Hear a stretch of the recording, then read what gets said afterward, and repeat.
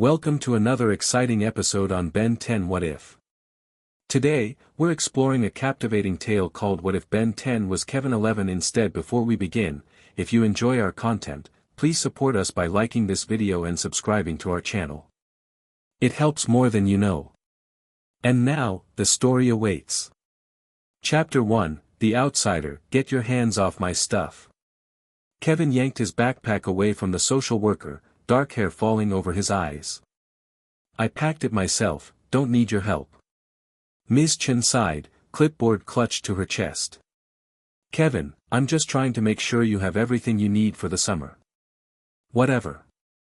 Kevin scowled and zipped up his worn black backpack. 11 years old with the attitude of someone twice his age.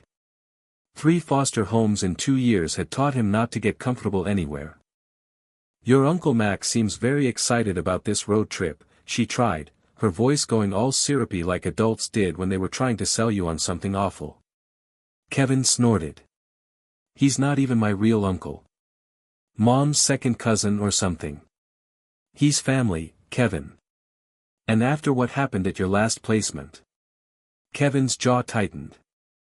Not his fault the foster dad's car alarm kept going off every night after he'd caught the jerk stealing money from Kevin's dresser drawer.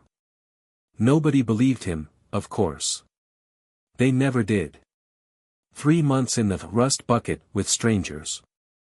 Awesome summer. Kevin shouldered his backpack, staring out the group home window at the approaching RV. The ancient vehicle wheezed to a stop outside, its faded paint job somehow making it look both vintage and just plain old. A gray-haired man in a Hawaiian shirt stepped out, followed by a red-headed girl about Kevin's age. Remember, Ms. Chen's hand landed on his shoulder, this is your last chance before juvenile detention. Make it work. Kevin shrugged her off. No promises. Kevin. Look how you've grown. Max Tennyson's bear hug caught Kevin off guard. The old man smelled like motor oil and peppermints. Kevin stiffened, arms at his sides. Hey. The red-headed girl stood by the RV, arms crossed, looking about as thrilled as Kevin felt. This is your cousin Gwen, Max said, releasing Kevin and gesturing toward her. Second cousin, they both corrected simultaneously, then glared at each other. Max chuckled. You two are already finishing each other's sentences. This summer's going to be a blast. Kevin caught Gwen rolling her eyes and almost felt a flicker of kinship before remembering he didn't need allies. 3 months and he'd be gone. I've got the top bunk, Gwen announced as Kevin approached the RV, fine by me. He shrugged, tossing his backpack inside. I'll sleep on the roof if it means I don't have to, Kevin. Max's voice carried a warning tone. Share the same breathing space, Kevin finished, slightly less venomous than his original thought.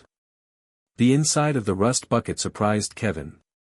It was cramped but weirdly homey, with custom modifications everywhere. The dashboard had more buttons and screens than a spaceship. Nice ride, Kevin admitted reluctantly, running his fingers over what looked like a modified radar system. Don't touch anything, Gwen snapped. Grandpa, are you sure this is a good idea? He looks like trouble. Says the girl with the stick up her, hey now. Max interrupted. Ground rules for our summer adventure.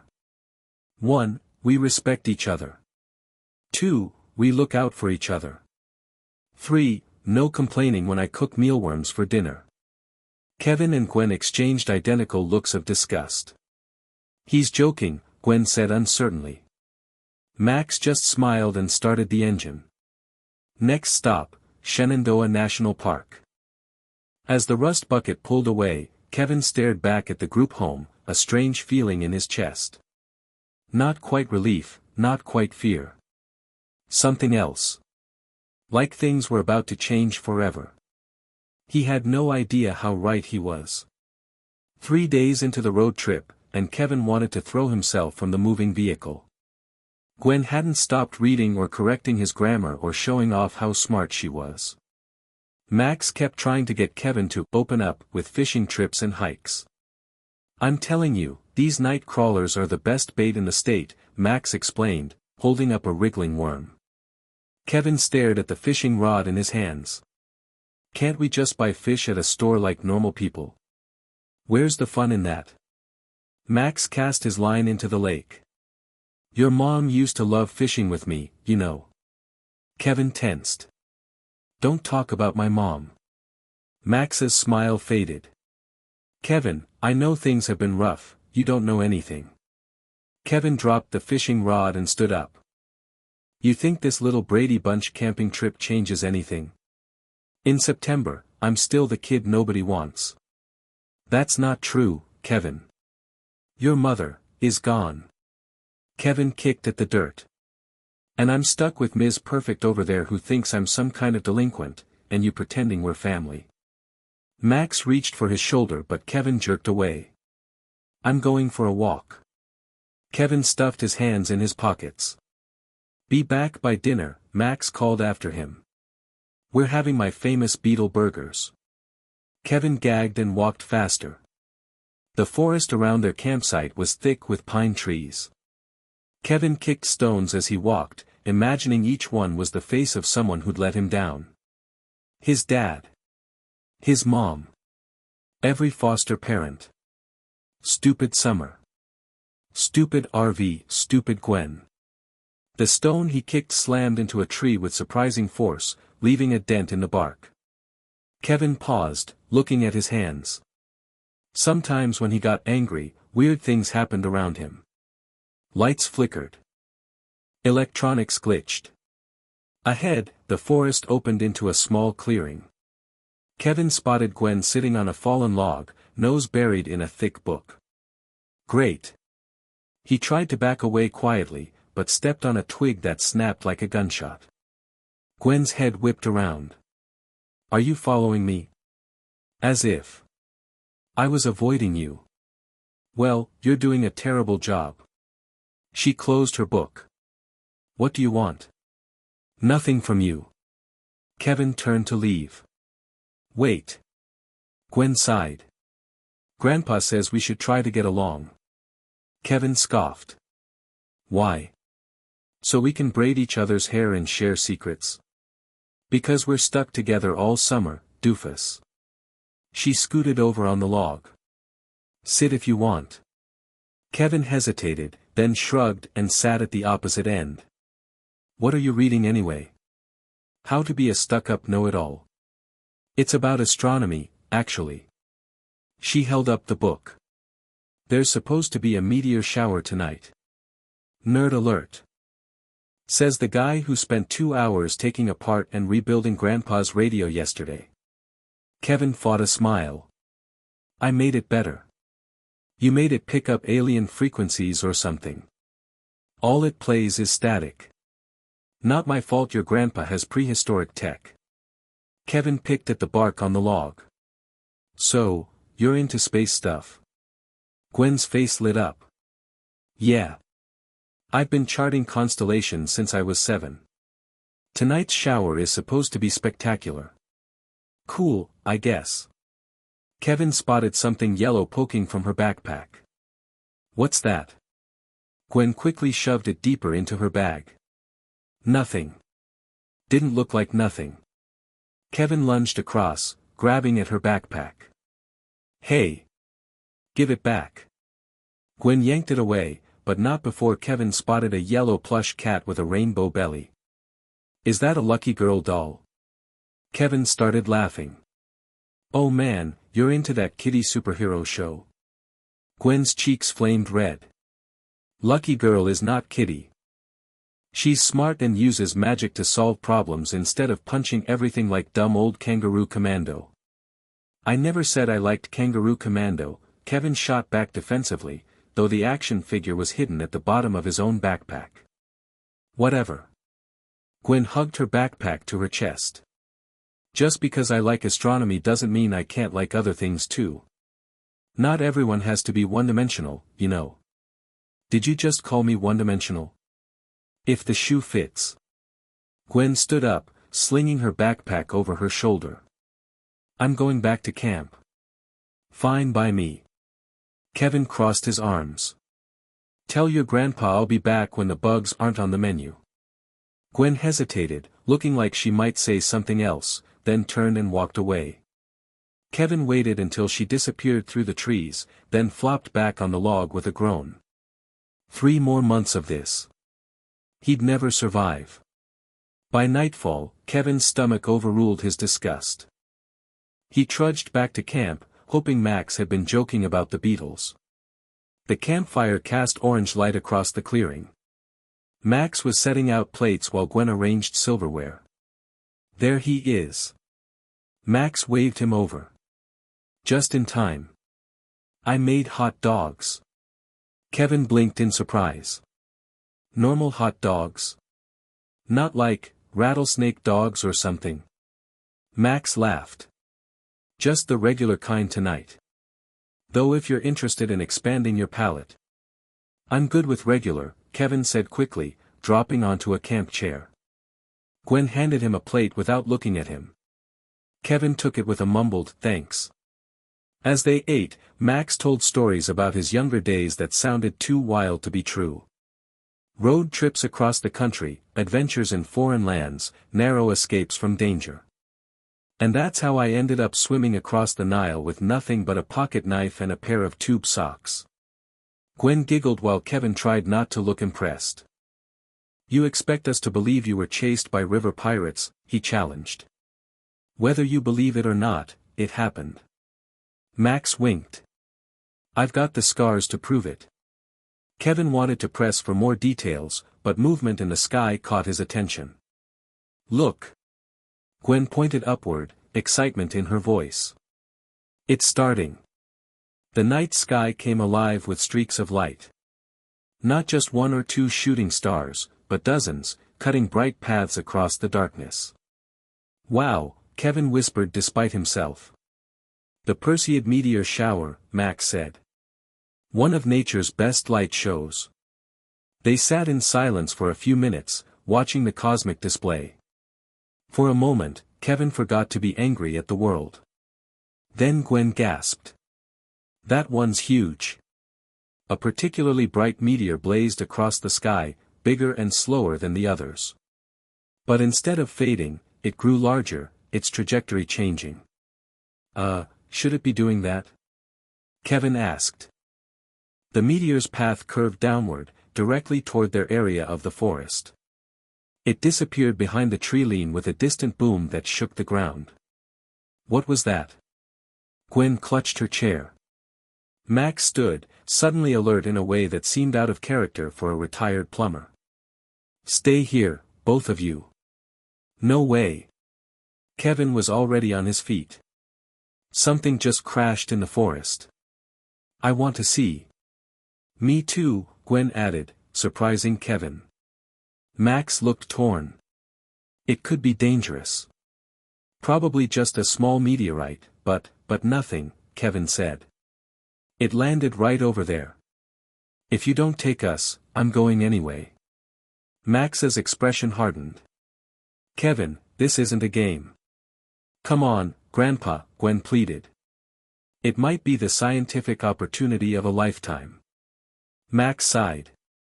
Fine. But you stay behind me, understand? And if I say run, you run. No questions. Kevin and Gwen nodded eagerly. Max grabbed a heavy-duty flashlight from the RV, along with what looked like an old toolbox. Something about his movements seemed practiced, almost military. They followed the direction of the crash, Max in the lead, his flashlight cutting through the darkness. The forest smelled of burnt wood and something else Kevin couldn't identify, metallic and strange. There. Gwen pointed to an orange glow between the trees. They pushed through the underbrush into another clearing, or what had just become a clearing. Trees were flattened in a circular pattern around a smoking crater about 20 feet wide. Stay back, Max ordered, approaching the edge cautiously. Kevin ignored him, sidling around to peek into the crater. In the center lay a sphere about the size of a basketball, metallic and slightly glowing. Whoa, Kevin breathed. Is that a satellite or something? It doesn't look like any satellite I've ever seen, Gwen whispered. Max's expression was unreadable in the dim light. We should call the authorities. Before we check it out. Come on. Kevin slid down the side of the crater before Max could stop him. Kevin. Get back here right now. Max shouted. The sphere wasn't hot, despite having just crashed through the atmosphere. As Kevin approached, it hummed, and the top section split open like the petals of a flower. Inside, nestled in a cushioned interior, was what looked like a bulky wristwatch. Black and gray, with a strange hourglass symbol on its face. A watch. Seriously? Kevin reached for it, curiosity overriding caution. Kevin, don't touch that. Max's voice carried a panic Kevin had never heard before. Too late. The moment Kevin's fingers brushed the device, it sprang to life, leaping from its container and clamping around his left wrist. What the? Kevin stumbled back, trying to shake it off. Get off me. The watch seemed to meld with his skin, tightening until it fit perfectly. The hourglass symbol glowed green, then faded to black. Kevin. Max slid down the crater, followed by Gwen. Are you okay? This stupid thing won't come off. Kevin tugged at the watch, fingers searching for a clasp or button. Max grabbed his wrist, examining the device with a look that shifted from concern to shock to something like recognition. Grandpa, what is it? Gwen asked. Max straightened. I'm not sure. But we should get back to the rust bucket. I have tools there that might help remove it. Kevin kept pulling at the watch as they climbed out of the crater. It stuck like it's part of my skin. He pressed at the face of the watch, and it suddenly popped up, the hourglass symbol rising from the base. The watch face projected a small green hologram of a humanoid figure made of fire. Whoa, Kevin breathed, distracted from his panic. Don't touch anything else, Max warned, but his voice seemed distant to Kevin. The hologram looked awesome. Kevin turned the watch face, and the hologram changed to different alien-looking creatures. Something about it called to him, like it was made for him to find. I wonder what this does, Kevin said, pressing the face back down. Kevin, no. Max lunged for him. A flash of blinding green light engulfed Kevin. He felt his body changing, growing hotter, reconfiguring at the molecular level. It didn't hurt, but the sensation was overwhelming. When the light faded, Kevin wasn't Kevin anymore. Ah! Gwen screamed, stumbling backwards. Fire! He's on fire! Kevin looked down at hands made of living flame. His entire body burned with orange-red fire, his head topped with a roaring blaze. I'm on fire. Kevin's voice had deepened, crackling like a campfire. But I don't feel hot. I feel powerful. Kevin, calm down, Max said, his tone strangely level for someone addressing a walking inferno. Don't panic. Panic? This is awesome. Kevin thrust out his hand, and a fireball shot from his palm, igniting a nearby tree. Oops. Kevin. Max shouted. Focus. You need to control it. The fire spread quickly to surrounding trees. Gwen backed away from the growing blaze. I don't know how. Kevin tried to pat out the flames, but his fiery hands only made it worse. Make it stop. The watch, Max pointed to the hourglass symbol now on Kevin's chest. Try pressing it again. Kevin slapped the symbol, but nothing happened. It's not working. The forest fire grew, circling them. Gwen coughed as smoke filled the air. We need to get out of here, Max grabbed Gwen's arm. Kevin, follow us. I can't leave. I started this. Guilt flooded through Kevin. For all his talk about not caring, he didn't want to burn down a national park. A tree crashed nearby, sending sparks everywhere. Kevin felt the flames calling to him, like they were extensions of himself. Wait, he said, concentrating. I think I can. Kevin reached out mentally to the fire, trying to pull it back, absorb it. To his surprise, the flames responded, drawing inward, flowing into his body. It's working. Gwen shouted. Keep going. Kevin moved through the burning trees, touching each one, absorbing the fire he'd created. It felt right, like he was taking responsibility for his mistake for the first time in his life. When the last flame disappeared, Kevin stood in a charred clearing, his body still burning brightly in the darkness. I did it, he said, amazed. Then fatigue hit him like a truck. Whoa. Head rush. Kevin, are you okay? Max approached cautiously. Yeah, just tired suddenly. Kevin's legs wobbled. How do I change back? Try the symbol again, Gwen suggested, keeping her distance. Kevin pressed the hourglass on his chest, and another green flash engulfed him. When it faded, he was human again, though exhausted and smudged with soot. What, just, happened? Kevin gasped, collapsing to his knees. Max knelt beside him, examining the watch with newfound interest and what Kevin thought might be concern. I think you just found something very special, Kevin. Max's voice was low. And very dangerous. Dangerous? Did you see what I just did? Kevin looked at the watch with newfound reverence. I was a fire guy. I could throw fireballs. And nearly burned down the forest, Gwen reminded him. But I fixed it. Kevin shot back. I controlled it. Mostly. Max helped Kevin to his feet. We need to get back to the rust bucket and figure this out. Whatever this device is, it's clearly alien technology. Alien? Gwen's eyes widened. Like, outer space alien? It did fall from the sky in a spaceship, Kevin pointed out, then froze. Wait, you believe in aliens?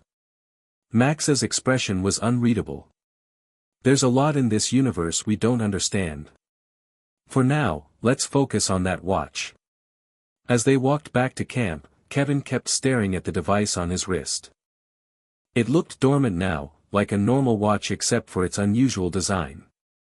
Hey, Kevin realized, if it can turn me into a fire dude, I wonder what else it can do. Kevin, Max's tone was warning. What? Just thinking out loud. Kevin grinned, his mind racing with possibilities. For the first time since his mom disappeared, Kevin felt something like hope. Maybe this summer wouldn't be so boring after all. Back at the rust bucket, Max examined the watch under a portable microscope he'd produced from a hidden compartment beneath his bed. Kevin had tried everything to remove it, soap, butter, even Gwen's nail polish remover, but nothing worked. It's like it's fused to my skin, Kevin complained, watching Max work. But it doesn't hurt. Fascinating, Max murmured, more to himself than to Kevin.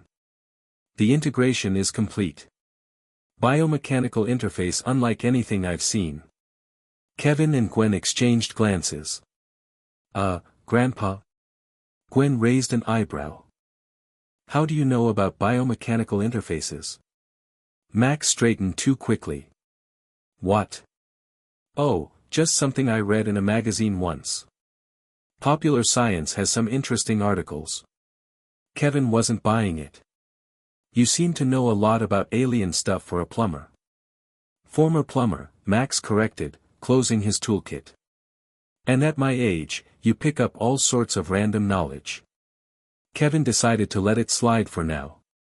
So, can you get it off? Not without proper tools, which I don't have.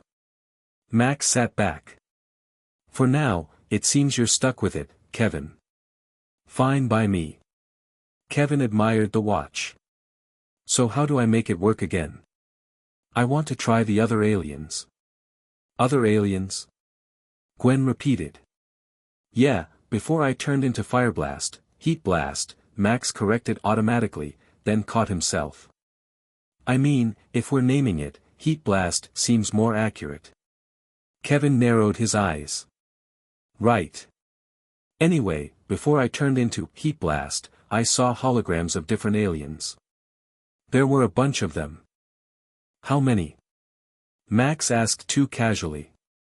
Kevin thought back. I think I counted 11 different ones before I pressed it. 11? Max and Gwen said simultaneously. Yeah. There was the fire guy, something with 4 arms, a fast-looking one, a little gray dude, something with diamond skin. Kevin counted on his fingers. Some dog monster, a ghost thing, a fish guy, a bug, a living puddle, and something that looked like a walking battery. Sounds like you hit the alien jackpot, Gwen muttered. Max stroked his chin. Kevin, I need you to promise me something. Until we understand this device better, you need to be careful. No using it unless absolutely necessary. Kevin scoffed. Are you kidding? This is the coolest thing that's ever happened to me. Why wouldn't I use it? Because, Max's voice grew stern, power like this comes with responsibility. You saw what happened in the forest. Someone could get hurt. I controlled it, Kevin protested. Eventually. What if you'd been in a city? What if people had been nearby? Max shook his head. This isn't a toy, Kevin. Kevin wanted to argue, but something in Max's eyes stopped him. For the first time, he was seeing a different side to his laid-back uncle. This Max seemed harder, more authoritative. Fine, Kevin sighed. I'll be responsible, or whatever. Thank you. Max placed a hand on Kevin's shoulder. Now, both of you should get some sleep. It's been an exciting night. As Kevin climbed into his bunk, Gwen leaned over from the top bunk. You're not really going to listen to him, are you? She whispered. Kevin grinned. What do you think? I think you're going to get us all in trouble. She hesitated. But I also think it's kind of cool. Just don't burn my hair off or anything. No promises, Kevin teased, but secretly, he was glad she didn't seem totally against the idea of him exploring his new powers. After Gwen pulled back into her bunk, Kevin stared at the watch in the darkness. The green hourglass occasionally pulsed with gentle light, like it was breathing. Kevin Levin, the kid nobody wanted, the troublemaker, the foster system failure, now had the power to become 11 different aliens. The last thought before he drifted off to sleep was simple: watch out, world. Kevin 11 is coming. Morning came too early, sunlight streaming through the rust bucket's windows. Kevin groaned and pulled his pillow over his head. Rise and shine, sleepyhead.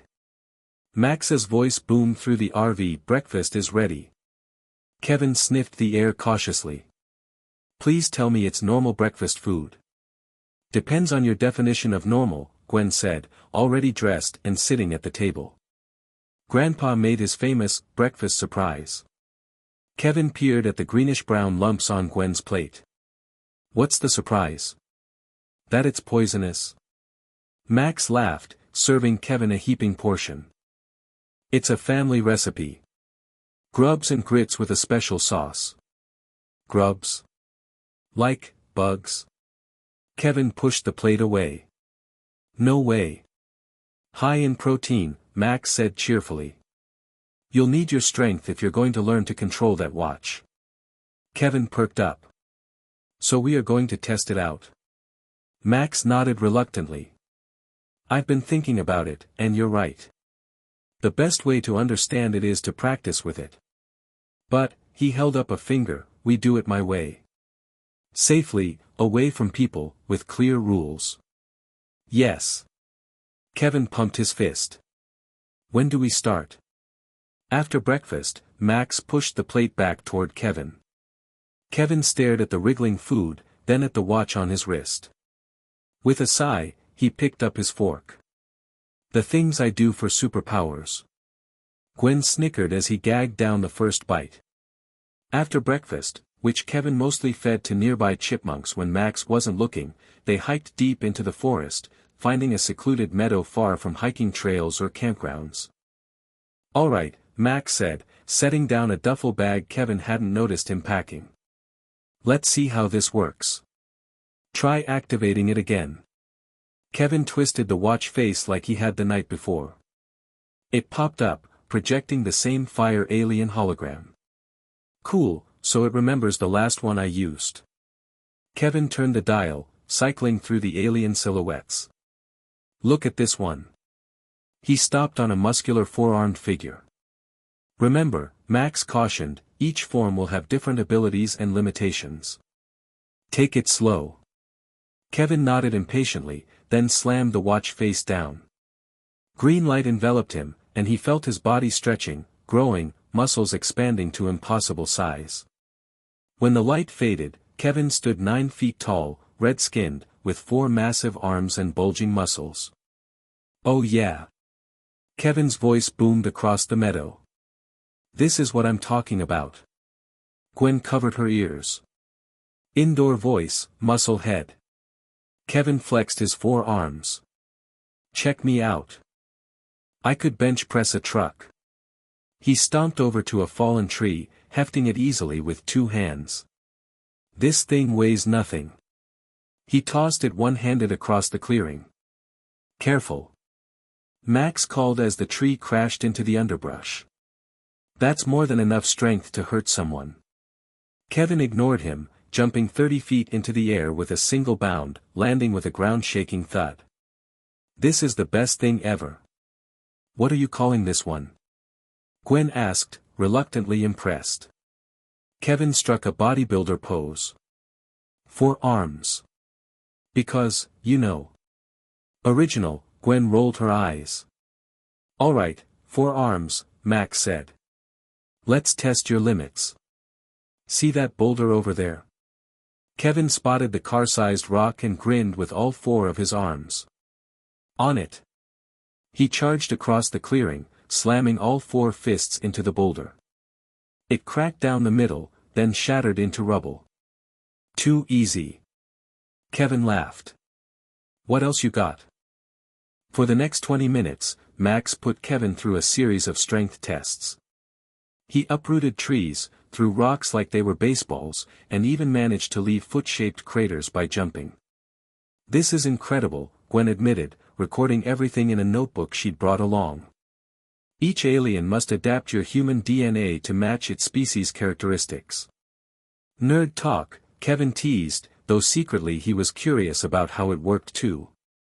The watch symbol on 4 arms' shoulder suddenly began beeping and flashing red. What's happening? Kevin looked down in alarm. I think, Max began, but was cut off by another flash of light. Kevin reverted to human form, stumbling from the sudden change. Hey! I wasn't done. Max examined the watch, which now glowed red instead of green. It seems there's a time limit. Interesting safety feature. Safety feature? Kevin scowled. More like a buzzkill. Actually, it makes sense, Gwen said. Too long in an alien form might destabilize your DNA or something. How long was I transformed? 20 minutes. Kevin tapped the watch face, but it didn't respond. Now it's not working at all. It needs to recharge, Max guessed. Another safety measure. Kevin groaned. How long? We'll have to wait and see, Max said. In the meantime, let's have lunch. As they sat eating sandwiches, normal ones, thankfully, Gwen peppered Kevin with questions. What did it feel like? Were you still you, or did you think differently? Did you have instincts you don't normally have? Kevin thought about it. I was still me, but, bigger, stronger, more aggressive. Like all my normal feelings were amped up. When I punched that boulder, it felt amazing, like that's what I was made to do. Fascinating, Gwen scribbled in her notebook. What are you writing? Kevin tried to peek. Gwen closed the book quickly. Just observations. For science. You're such a dork, Kevin said, but without his usual venom. Max watched them with a small smile. You know, you two are getting along better today. They immediately scooted away from each other. I am not, they said in unison, then glared at each other. The watch suddenly beeped, its hourglass symbol turning green again. It's ready. Kevin jumped up. What should I try next? How about something less destructive this time? Max suggested. Kevin scrolled through the alien options. What about this one? He stopped on a small, grayish figure with an oversized head. That looks like the alien equivalent of a brainiac, Gwen commented. Perfect. Kevin said. Now I can be smart like you pretend to be.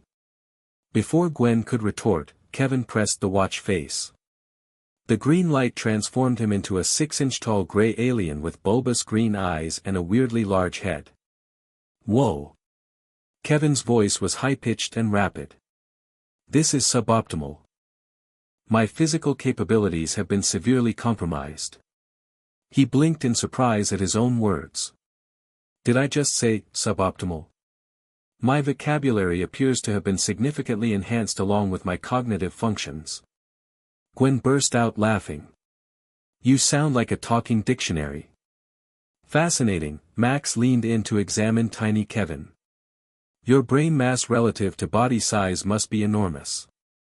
Kevin's mind raced at incredible speed, making connections he'd never noticed before. The watch, the aliens, Max's suspicious knowledge, patterns emerged everywhere. This transformation has increased my intelligence exponentially, Kevin realized. I can perform complex calculations mentally. He turned to the rust bucket, visible in the distance. I can see 17 ways to upgrade the RV's engine for 43% greater efficiency using only materials found in a standard hardware store. He scurried over to Gwen's notebook, flipping through her notes. Your observations are rudimentary but show promise. However, your hypothesis regarding DNA reconfiguration requires significant refinement. Hey! Gwen snatched the notebook away. Stay out of my stuff, even if you are a super genius right now.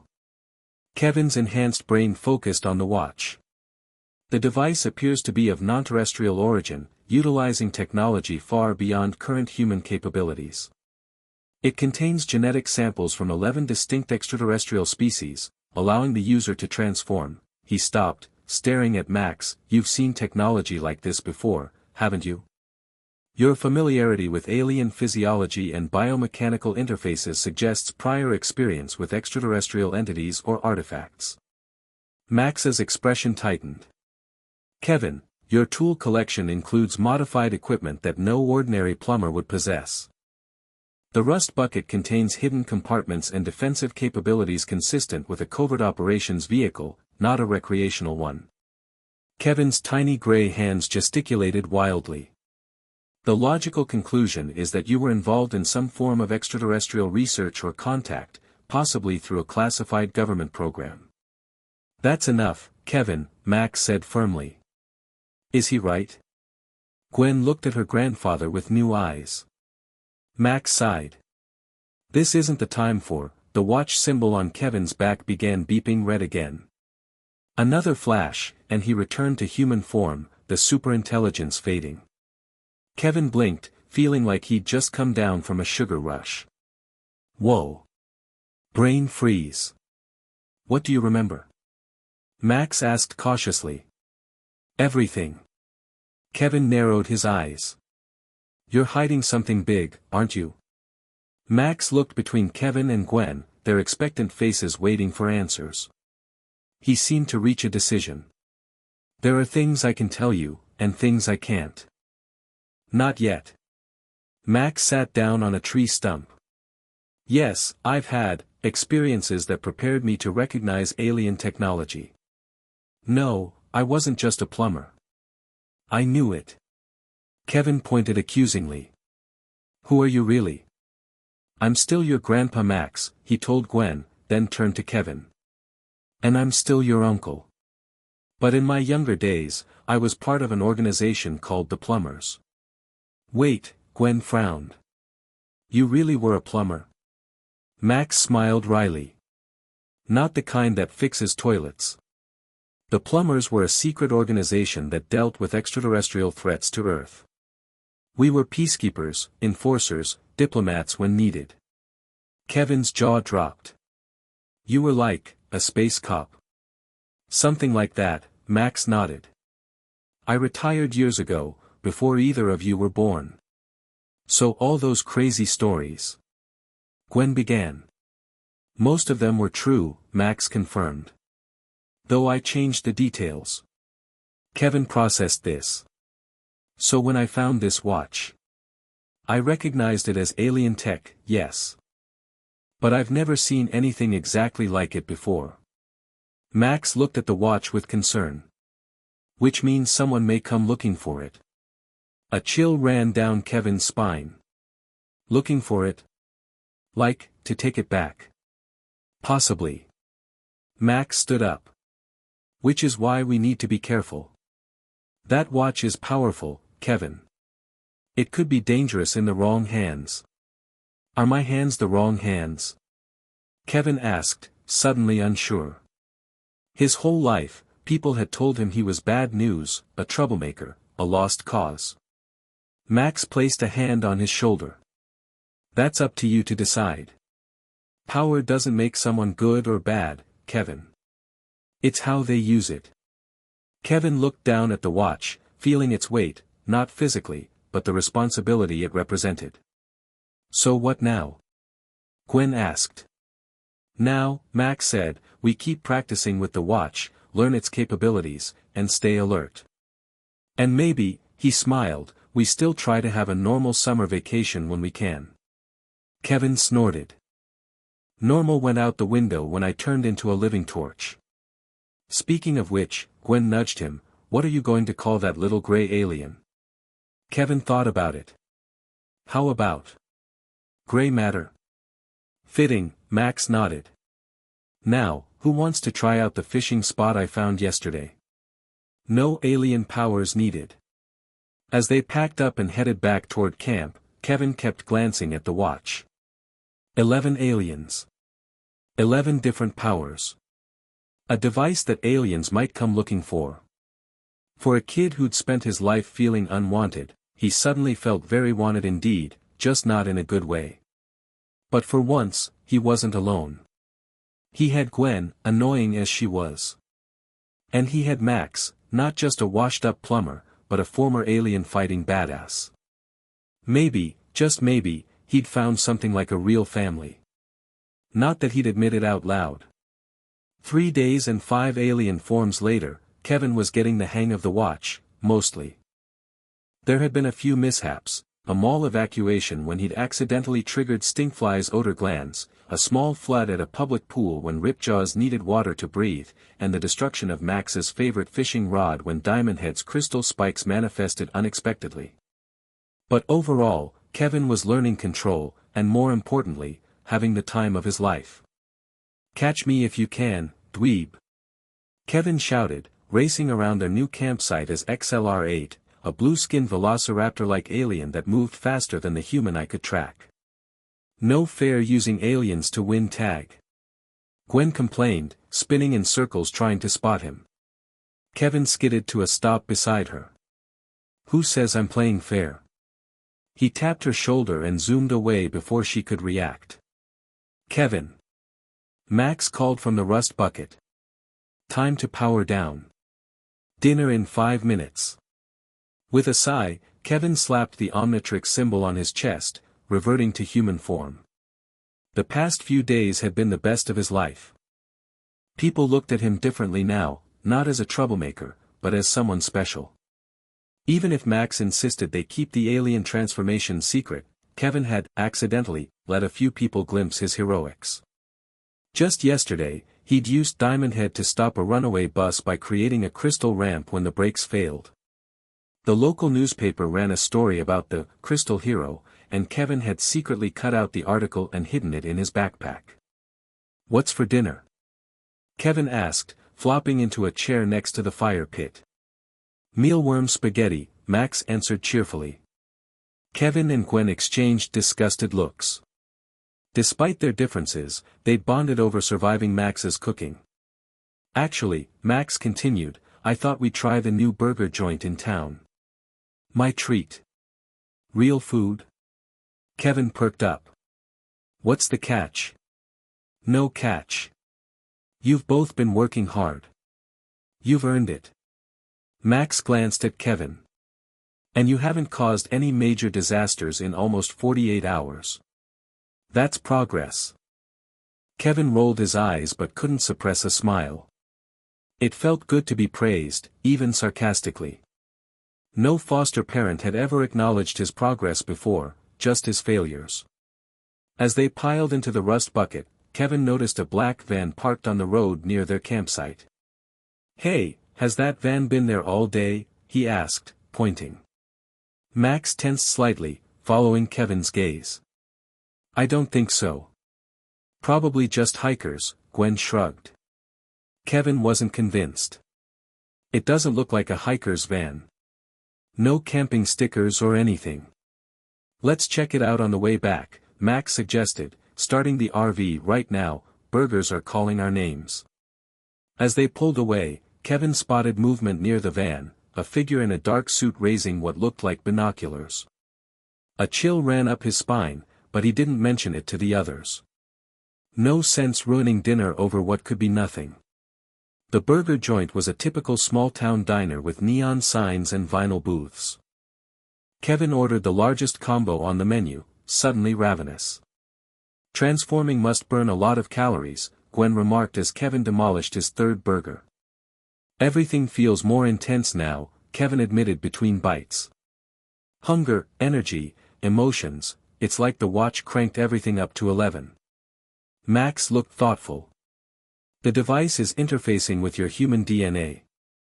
There could be side effects we haven't considered. Good side effects, Kevin insisted. I've never felt stronger. A news report on the diner's TV caught their attention. Witnesses describe a diamond man who saved a busload of tourists yesterday when their brakes failed on Mountain View Road, the reporter was saying. This is the third mysterious hero sighting this week, following reports of a fire being who rescued a child from a well and a super-fast creature who stopped a purse snatcher. The screen showed a blurry photo that was unmistakably Diamond Head. Max turned to Kevin with a raised eyebrow. What? Kevin shrugged innocently. People needed help. I helped. We talked about keeping a low profile, Max said sternly. The more attention you draw, the more people might come looking for the watch, Kevin finished. I get it. But what's the point of having these powers if I can't use them? I didn't say don't use them. I said be discreet. Kevin Levin and discreet don't really go together, Grandpa, Gwen pointed out. Kevin shot her a glare, but secretly agreed. Laying low wasn't his style. As they finished dinner, Kevin noticed a man in a dark suit enter the diner, scanning the room before taking a seat at the counter. The same build as the figure he'd seen by the van. Don't look now, Kevin whispered, but I think we're being watched. Max casually glanced toward the counter, his expression hardening. Time to go. They paid quickly and left, Max hurrying them into the rust bucket. Who was that? Gwen asked once they were moving. Not sure, Max said, checking the mirrors as he drove. Government agent, maybe. Or someone else interested in the watch. Kevin felt a twinge of guilt. Because of me using the aliens publicly? Possibly. Or they might have tracked the pod when it crashed. Max turned onto a different road than the one leading back to their campsite. We'll take the scenic route back, make sure we're not followed. Kevin peered out the back window. So much for a normal summer vacation, huh? With you wearing that watch? Normal was never an option. Max managed a smile. But maybe that's not such a bad thing. They drove in silence for a while, weaving through back roads. Eventually, Max seemed satisfied they weren't being followed and turned back toward camp. As they approached their campsite, Kevin spotted an orange glow through the trees. Is that fire? Gwen stood up for a better look. Something's burning. Kevin exclaimed as they rounded the bend. Their campsite was in flames, tents and camping gear reduced to ashes. But that wasn't the worst part. Standing in the center of the destruction was a massive robotic figure, 7 feet tall with glowing red sensors for eyes. "What is that thing?" Gwen gasped. Max's knuckles whitened on the steering wheel. "Trouble." The robot turned toward the approaching RV, raised an arm, and fired a blast of energy that struck the road directly in front of them. Max swerved hard, the rust bucket skidding to a halt. "Stay inside," he ordered, reaching under his seat for what looked like a high-tech pistol. "No way," Kevin was already activating the watch. "This is my fight." Before Max could stop him, Kevin had transformed into Heat Blast, his body igniting with living flame. "Kevin, wait!" Max shouted, but Kevin had already leapt from the RV. "Hey, tin can!" Kevin called, flames roaring around his body. "Looking for me?" The robot turned, its sensors scanning Kevin's fiery form. When it spoke, its voice was mechanical and cold. "Omnitrix detected. Surrender the device immediately." Kevin formed a fireball in each hand. "Come and get it, bot brain." The robot fired another energy blast. Kevin dodged, hurling his fireballs in return. They struck the robot's chest plate, leaving scorch marks but little damage. "Okay, tougher than you look," Kevin muttered, circling his opponent. The robot advanced methodically. "The Omnitrix is not yours to possess, human. Surrender it or be destroyed." "Not gonna happen." Kevin thrust his hands forward, sending a continuous stream of fire at the robot. The metal of the robot's outer shell began to glow red with heat, but it continued moving forward through the flames, seemingly undeterred. "Insufficient to terminate," it stated, reaching through the fire toward Kevin. Kevin backed away, increasing the intensity of his flames, but the robot kept coming. Its metal hand, now glowing white-hot, closed around Kevin's arm. "Hey! Let go!" Kevin struggled, but the robot's grip was like iron. Beginning Omnitrix retrieval procedure, the robot announced, its other hand transforming into a cutting tool that moved toward the watch symbol on Kevin's chest. Suddenly, a blast of energy struck the robot from behind, causing it to release Kevin and stagger forward. Max stood behind them, holding the strange weapon Kevin had glimpsed earlier. "Get away from my nephew." The robot turned to face this new threat. Human interference not tolerated. It fired at Max, who dove behind a burning tree stump, firing again from his new position. "Grandpa!" Gwen shouted from the rust bucket doorway. "Stay back!" Max called to her, rolling to avoid another blast. Kevin seized the opportunity, focusing all his heat into his hands and pressing them against the robot's back where Max's blast had damaged the armor. This time, the metal melted under his touch. The robot spun, its movements becoming jerky. System damage detected. Initiating retrieval protocol alpha. It lunged for Kevin again, but its damaged systems slowed it down. Kevin easily dodged, then delivered a flaming uppercut that knocked the robot's head askew. "Not so tough now, are you?" Kevin taunted. The robot straightened its head with a mechanical whir. Secondary systems engaged. Increasing power to offensive capabilities. Its chest plate opened, revealing a glowing power core. Before Kevin could react, a massive energy wave erupted from the core, knocking him backward and extinguishing his flames momentarily. "Kevin!" Gwen screamed. Kevin struggled to his feet, his flames reigniting. "I'm okay." The robot advanced on him again, this time with a force field surrounding it. Kevin's flames couldn't penetrate the barrier. This isn't working, Kevin realized. Time for a new strategy. He slapped the Omnitrix symbol on his chest, transforming in a flash of green light. In Heat Blast's place stood Diamond Head, his crystalline body gleaming in the firelight. "Let's see how your force field handles this." Kevin formed his arms into razor-sharp blades and charged. The crystal blade struck the force field, and to Kevin's surprise, shattered it. The robot staggered back, recalculating. Force field breach detected. Adapting strategy. It fired another energy blast, but Kevin formed his arms into a reflective shield, bouncing the beam back at the robot. The redirected blast struck the robot's shoulder, tearing off its arm. Not so adaptive now, are you? Kevin formed his hand into a massive crystal hammer and swung it at the robot's head. The blow connected with a satisfying crunch, sending the robot's head flying across the clearing. The decapitated body stumbled, then collapsed. Yeah. That's what I'm talking about. Kevin pumped his fist in victory. Max approached cautiously, weapon still raised. Don't celebrate yet. These drone models sometimes have backup systems. As if on cue, the robot's body began to glow, a high-pitched whine emanating from its chest. Max's eyes widened. It's going to self-destruct. Take cover. Kevin reacted instinctively. He transformed his body into a dome of crystal, covering Max, then called out, "Gwen, get down."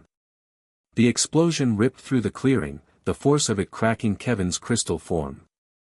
When the dust settled, Kevin uncurled, reverting to his diamond head form. "Everyone okay?" he asked. Max nodded, brushing debris from his shirt. "Thanks to you." Gwen emerged from the rust bucket, surveying the destruction. "What was that thing? And how did you know how to fight it, Grandpa?" Max sighed, holstering his weapon. "That was a retrieval drone, sent to collect the Omnitrix, the watch Kevin's wearing." "By who?" Kevin asked, reverting to human form as the watch timed out. "There are many species across the galaxy who would want that technology," Max explained. "The Omnitrix is one of the most powerful devices ever created. It contains the DNA of thousands of alien species." "Thousands?" Kevin looked at the watch in new wonder. "But I only have access to 11. It must be locked somehow, or in a startup mode," Max theorized. "Either way, this attack confirms what I feared. Word is spreading that the Omnitrix is on Earth, and people, or things, are coming for it." Kevin felt a chill that had nothing to do with the night air. "So what do we do?" Max looked at their destroyed campsite, then back at the smoking robot remains. "We keep moving. We stay alert. And you," he looked Kevin in the eye, "learn to master that watch as quickly as possible. Because that drone was just the beginning." Gwen put a hand on Kevin's shoulder. "At least we know you can handle yourself in a fight." Kevin nodded, but his confidence had taken a hit. The robot had nearly overwhelmed him, and according to Max, that was just a drone. What would happen when something more powerful came looking? As they salvaged what they could from the campsite and prepared to move on, Kevin couldn't shake the feeling that his discovery of the watch had set something bigger in motion, something that would change his life forever. The summer had just gotten a lot more complicated. The following week passed in a blur of movement. Max kept them on the road, never staying in one place for more than a night. Kevin continued practicing with the watch, mastering each alien form under Max's guidance. Wild Mutt, the orange dog-like alien with no eyes but enhanced senses, had taken the longest to control. Kevin kept crashing into trees until he learned to use his sense of smell and the strange sensory pits that function better than vision.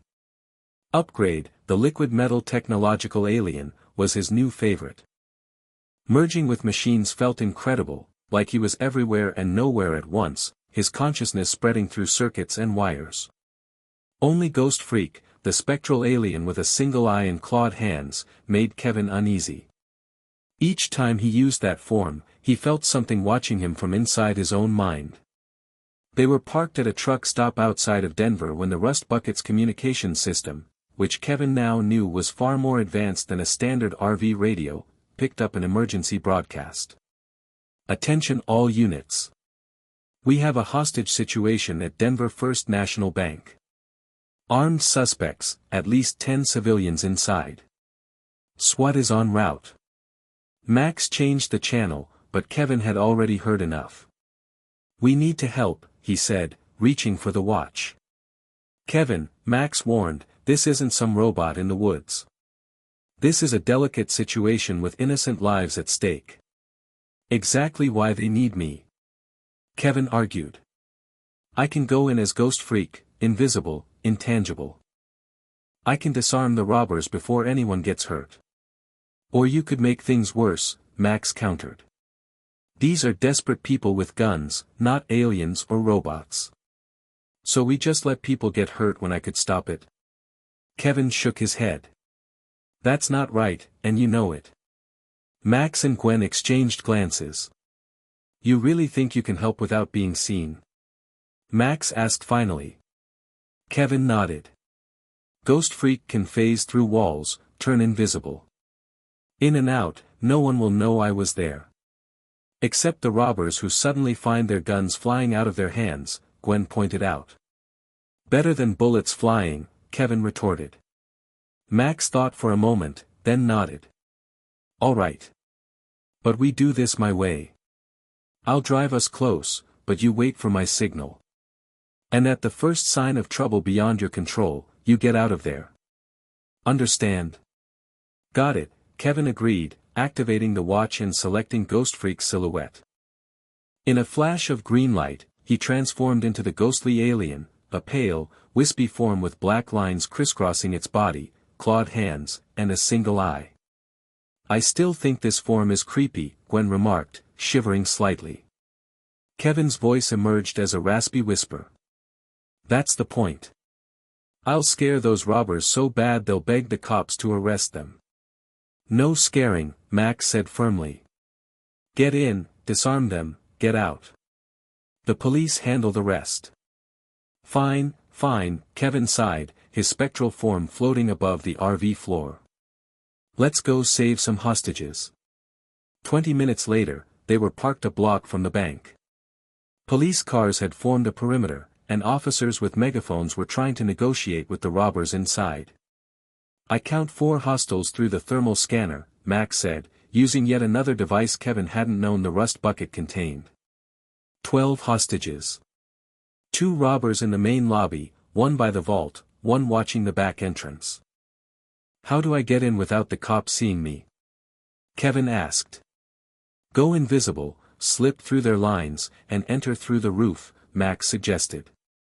The thermal scan shows it's clear up there. Kevin nodded, concentrating until his ghostly form faded from view. Here goes nothing. He phased through the rust bucket's roof and floated toward the bank, the strange sensations of Ghost Freak's form still unsettling him. Being intangible felt wrong somehow, like he wasn't fully connected to reality. Passing through the police barricade was easy. Floating up to the bank's roof was easier still. Ghost Freak's ability to fly was perhaps its most useful feature.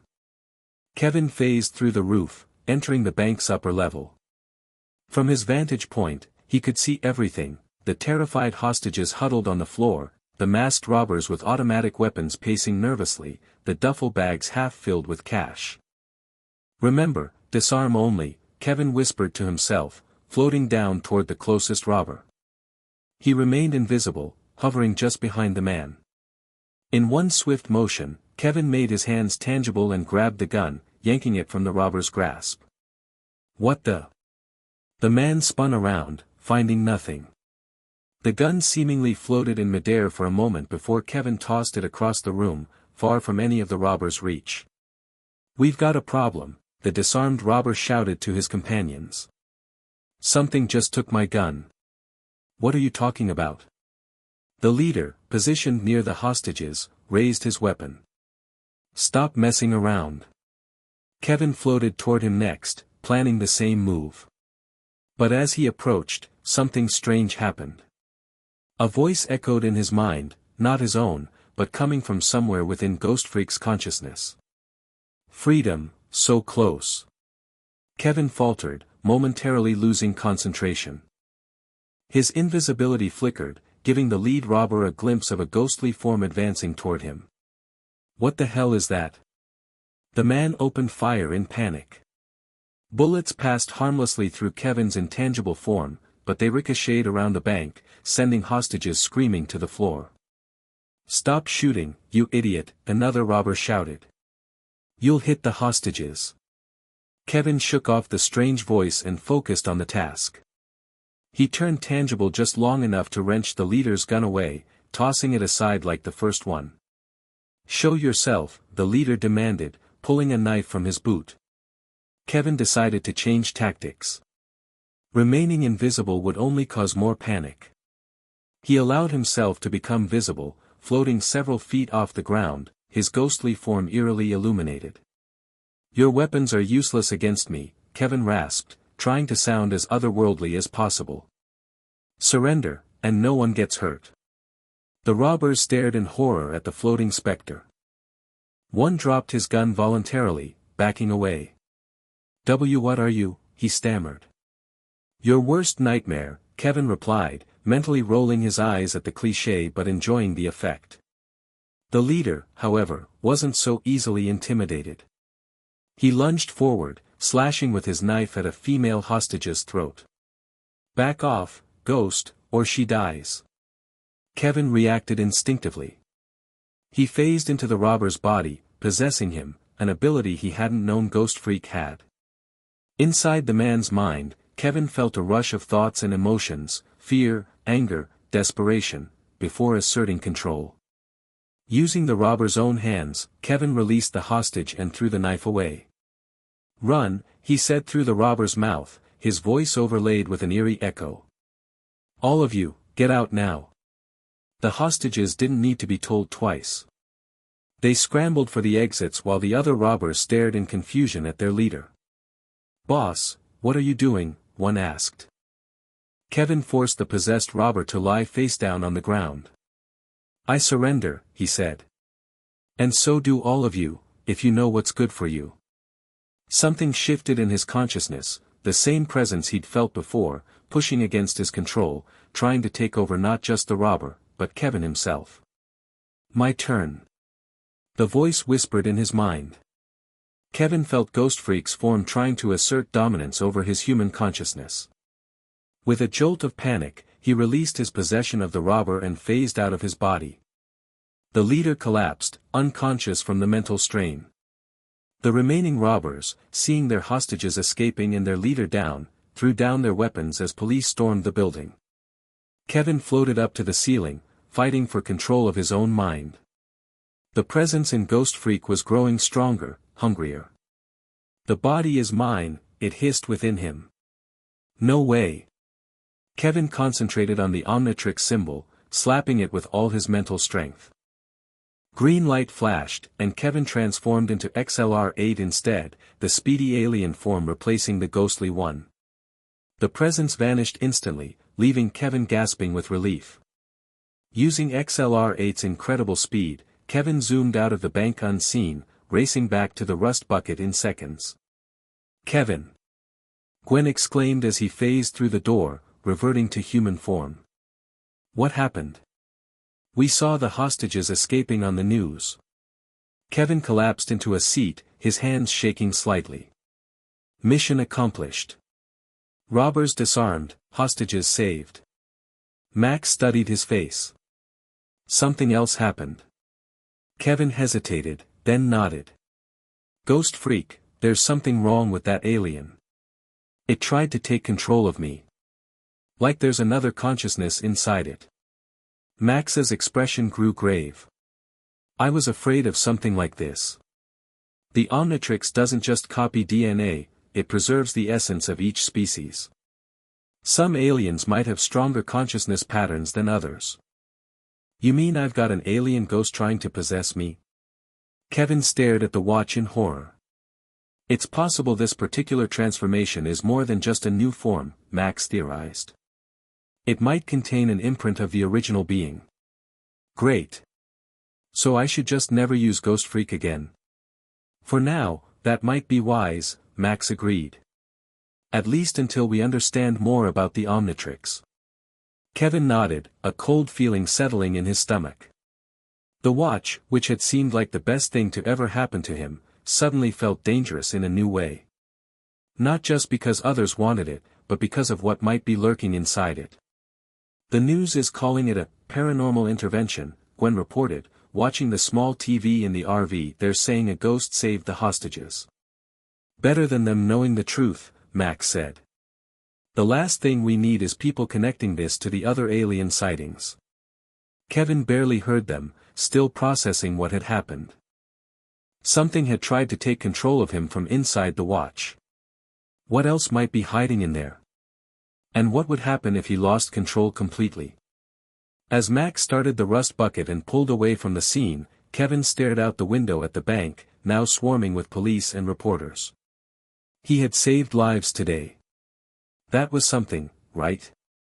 Despite the risk, despite the danger, he had made a difference. Maybe that's what the watch was really for, not just power, but the responsibility to use it to help others. The thought surprised him. Kevin 11, troublemaker and foster system reject, thinking about helping people. What would his old friend say? But as the rust bucket left Denver behind, Kevin realized he didn't care what they would think. For the first time in his life, he wasn't just taking, he was giving. And it felt good. He looked at Gwen and Max, both lost in their own thoughts. Maybe he wasn't just finding his purpose. Maybe he was finding his family, too.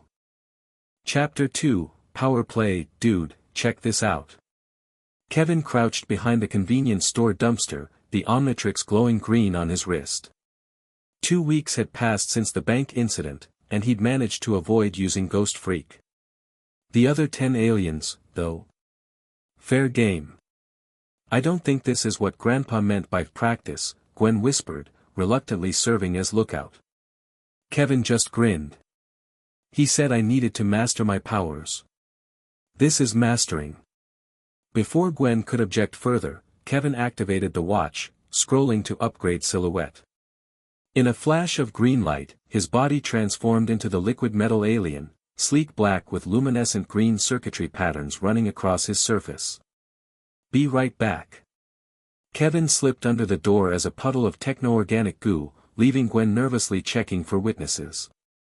Inside the darkened store, Kevin flowed toward his target, the row of arcade machines against the back wall. Merging with the first game cabinet, he felt the rush that came with technological fusion. His consciousness spread through the circuitry, giving him complete control. Let's juice this up a bit, Kevin's voice emerged from the machine speakers. Inside the game's code, Kevin made rapid changes, increasing the speed, amplifying the graphics, adding features the developers never imagined. When he was finished, he moved to the next machine, then the next, upgrading each one. 10 minutes later, Kevin slipped back under the door and reformed beside Gwen. Done, he announced, reverting to human form as the Omnitrix timed out. Now this boring town has the most advanced arcade games in the country. Great, Gwen rolled her eyes. Another addition to your, Kevin 11, crime spree. It's not a crime to improve stuff, Kevin argued as they walked away. Those games were dinosaurs. I made them better. Without permission, Gwen pointed out. Just like you, improved the hotel's vending machines to give free snacks. And the movie theater speakers to play at maximum awesomeness levels. And the, yeah, Kevin waved her off. The world should be thanking me. As they walked through the small Colorado town where they'd been staying for the past 3 days, Kevin couldn't help noticing how different things felt now. 2 weeks ago, he'd been just another troubled kid being shuffled between foster homes. Now he was Kevin 11, master of 11 alien powers, savior of hostages, fighter of killer robots. Life had definitely upgraded. Grandpa's going to freak when he finds out, Gwen warned as they approached the campground. Kevin shrugged. What's he gonna do? Ground me? We live in an RV. He could confiscate your gaming stuff. Or worse, cook those gross larvae tacos you hate. Kevin winced. Low blow, Gwen. Even for you. As they rounded the corner to their campsite, they spotted Max talking to a park ranger. Kevin tensed, expecting trouble, but Max waved them over with a smile. There they are now, Max said to the ranger. Kids, Ranger Wilson was just telling me about some strange happenings in town. Apparently, all the arcade machines simultaneously upgraded themselves last night. The ranger nodded. Most peculiar. The owner is both confused and thrilled. Business has tripled since word got out. Kevin fought to keep a straight face. Weird. Maybe it was aliens. Gwen elbowed him hard in the ribs. Well, whatever the cause, it's bringing tourists to our little town, the ranger continued. Just like those other strange events folks have been reporting across the country. Living crystals, fire beings, super-fast creatures. He gave Max a knowing look. Almost makes you wonder if there's a connection. I'm sure there's a perfectly logical explanation, Max said smoothly. Thank you for the warning about the mountain trails. We'll be sure to stay on the marked paths. After the ranger left, Max turned to Kevin with a raised eyebrow. Upgrade? Maybe. Kevin tried to look innocent and failed miserably. Kevin, we've talked about using your powers for personal entertainment. But it worked out great. The arcade owner's happy, the players are happy. And what happens when someone reviews the security footage and sees a living puddle of technology sneaking into the store? Max challenged. Kevin's smile faded. I might have wiped the security system while I was at it. Max pinched the bridge of his nose. That's not better, Kevin. Sorry, Kevin muttered, not entirely sincerely. But nothing bad happened, right? No robots attacking, no alien ghosts trying to possess me, no problems. This time, Max emphasized. But drawing attention, I know. Drawing attention to ourselves is dangerous. Kevin mimicked Max's serious tone. But I'm being careful. Max sighed. Pack up your things. We're moving to a new location tomorrow. Again. Gwen groaned. We just got here. Better safe than sorry, Max replied. And Kevin? No more upgrading things without discussing it first. Understood. Fine, Kevin grumbled. As Max walked away to prepare lunch, Gwen shot Kevin an "I told you so" look. Don't start, Kevin warned her. Wasn't going to, she replied innocently. But since you mentioned it, maybe being Kevin 11 isn't just about having cool powers. Maybe it's about, actually being responsible with them. Since when are you the responsibility police? Kevin scoffed, though her words stung more than he'd admit. Since we almost got blown up by a robot, possessed by a ghost alien, and now have park rangers giving us suspicious looks. Gwen retorted. I don't want to spend my summer running from the government because you can't resist showing off.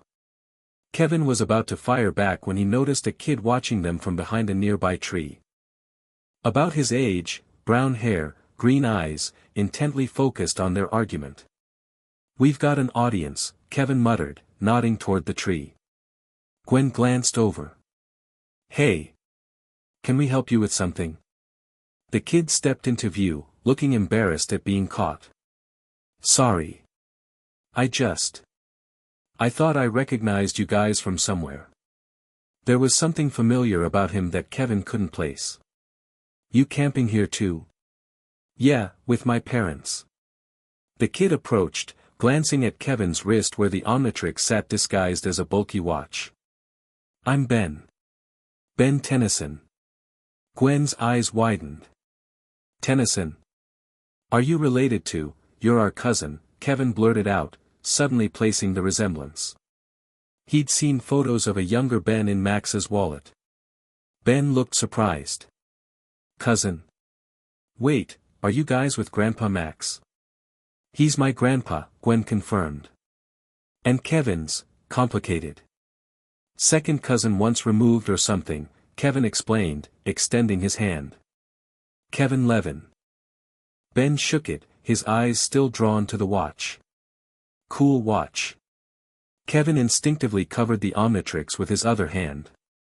Thanks. An awkward silence followed, broken when Max emerged from the rust bucket and spotted Ben. Ben. Is that you? Max seemed genuinely shocked. Grandpa Max. Ben broke into a grin, running to hug the older man. "Mom and Dad didn't tell me you'd be here. They just said we were going camping because Dad had some research to do at the science center in town. Carl and Sandra are here." Max looked around as if expecting them to appear. "Yeah, we're on the other side of the campground." Ben pointed. "Dad's been working late at the research center. Some big project he won't talk about." Max seemed troubled by this news but quickly masked it with a smile. "Well, this is a nice surprise. Why don't you join us for lunch? We can catch up." Kevin watched the family reunion with mixed feelings. On one hand, it was cool to see Max so happy. On the other, Ben's arrival complicated things. Another person to hide his secret from. Another person who might get in the way of his hero time. Over lunch, thankfully normal sandwiches instead of Max's usual exotic cuisine, Ben regaled them with stories about school and his summer so far. And then the water balloon exploded all over the principal's car. Ben finished, laughing at his own prank. Kevin found himself smiling despite his initial reservations. The kid was actually kind of cool, a troublemaker after his own heart. "So what have you guys been doing?" Ben asked. "Any cool summer adventures?" Kevin and Gwen exchanged glances. "Just the usual road trip stuff," Gwen said carefully. "Hiking, camping, surviving Grandpa's cooking." "Hey now," Max protested good-naturedly. "You should join us tomorrow," Gwen suggested. "We're going hiking near the research center where your dad works." Ben's face lit up. "Really? That would be awesome. Way better than sitting around the campsite alone all day." Kevin shot Gwen a look that clearly said, "What are you doing?" which she ignored. "Great idea," Max agreed, though Kevin detected reservation in his voice. "Why don't you check with your parents and let us know?" After lunch, Ben headed back to his family's campsite with promises to return the next day. As soon as he was out of earshot, Kevin rounded on Gwen. "What was that about? We can't have him tagging along while I'm dealing with watch stuff." Gwen crossed her arms. "He's family, Kevin. And he seemed lonely." Plus, Max added, keeping him close might be safer than letting him wander around on his own.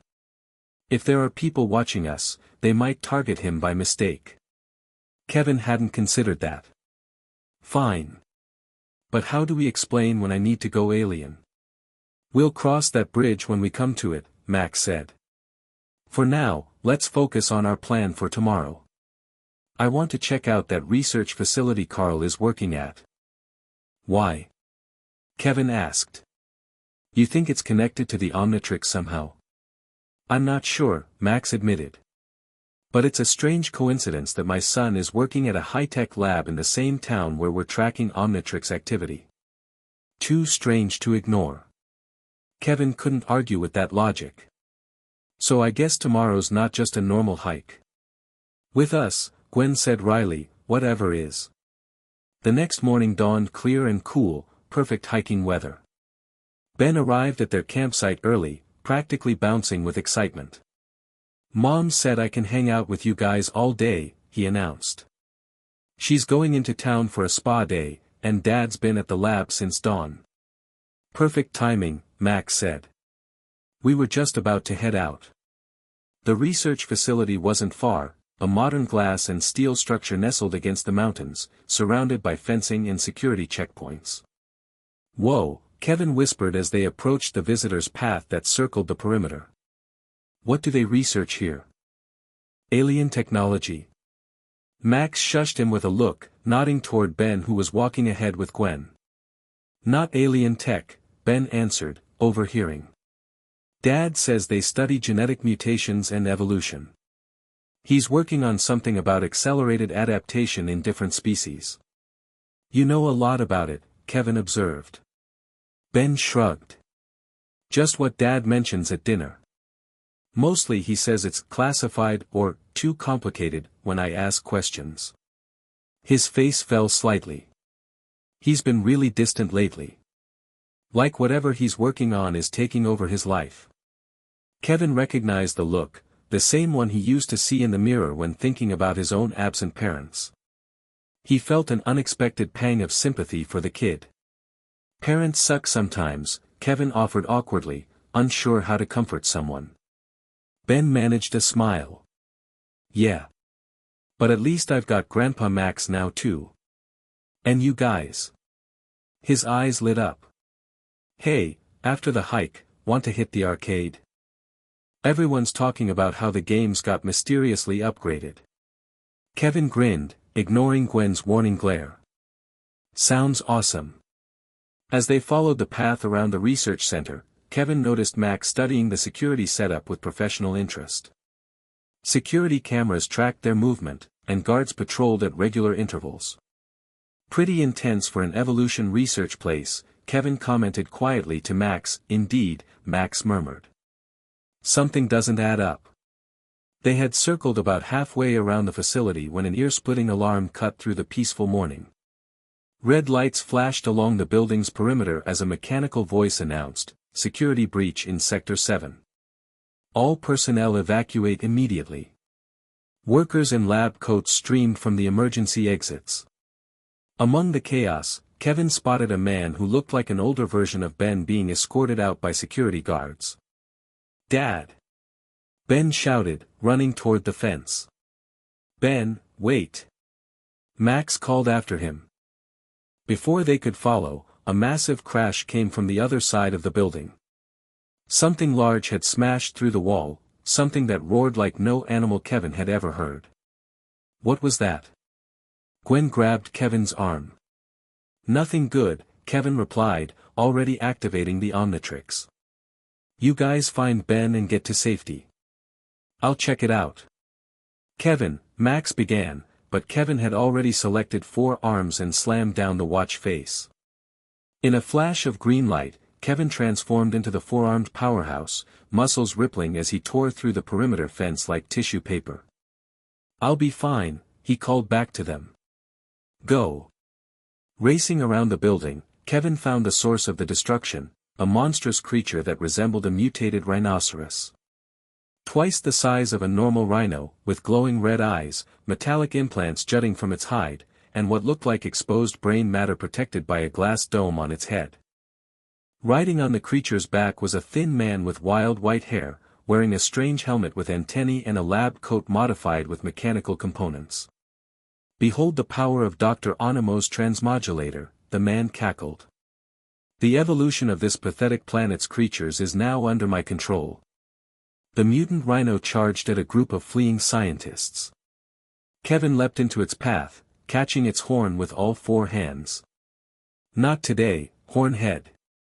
Kevin grunted, digging his feet into the ground to stop the charge. The rhino's momentum pushed him back several yards before he managed to halt its advance. With a mighty heave, Kevin flipped the beast onto its side, sending Dr. Animo tumbling from its back. What's this? Animo spat as he scrambled to his feet. Another freak of nature to challenge my genius? Who are you calling a freak, Bad Hair Day? Kevin retorted, cracking his knuckles menacingly. Animo's eyes narrowed behind his goggles. Interesting. You're clearly not one of Morningstar's experiments. A voluntary mutation, perhaps. Or alien DNA. Kevin hesitated, surprised by the man's scientific assessment rather than simple fear. Doesn't matter, Animo continued, raising a device that looked like a mechanical gauntlet. You'll make an excellent test subject for my transmodulator. He fired a red beam that Kevin barely dodged. The beam struck a nearby trash can, which warped and twisted into a metallic creature that resembled a rat. Okay, that's new, Kevin muttered, backing away as the trash rat lunged at him. Smashing the creature with one fist, Kevin advanced on Animo. What's your deal, anyway? Mad Scientist Awareness Month? My deal, Animo snarled, is claiming what's rightfully mine. Morningstar stole my research, claimed my discoveries as his own. Now I'll use his own lab to prove my genius to the world. He whistled sharply, and from the hole in the building emerged 2 more mutated animals, a giant eagle with metallic wings and a frog the size of a car, both sporting the same brain domes as the rhino. "Spread out, my pets," Animo commanded. "Bring me the accelerated evolution serum."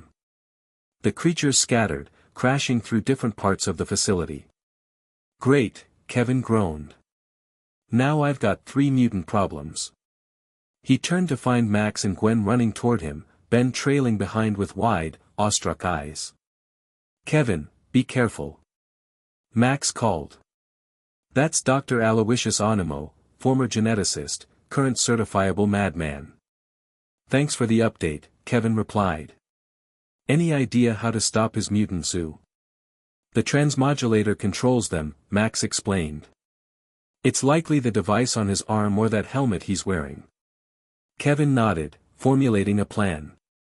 "You guys handle evacuation. I'll take care of Dr. Frankenstein." Before he could move, the giant eagle swooped down, talons extended toward the group. Kevin leapt, catching it in mid-air and wrestling it to the ground. "Go," he shouted as he struggled with the powerful beast. "Get everyone to safety." Max ushered Gwen away, but Ben remained frozen, staring at Kevin's alien form with a mixture of fear and fascination. "Dude, run," Kevin urged as he pinned the eagle's wings. You're one of them," Ben whispered. "The creatures people have been seeing. The ones on the news." Kevin winced. Of course Ben would make the connection. "Talk later, survive now." The eagle broke free, knocking Kevin aside with a powerful wing. It dove toward Ben, who finally broke from his trance and scrambled away. Kevin grabbed the bird's tail feathers, yanking it backward. "Pick on someone your own species, Featherbrain."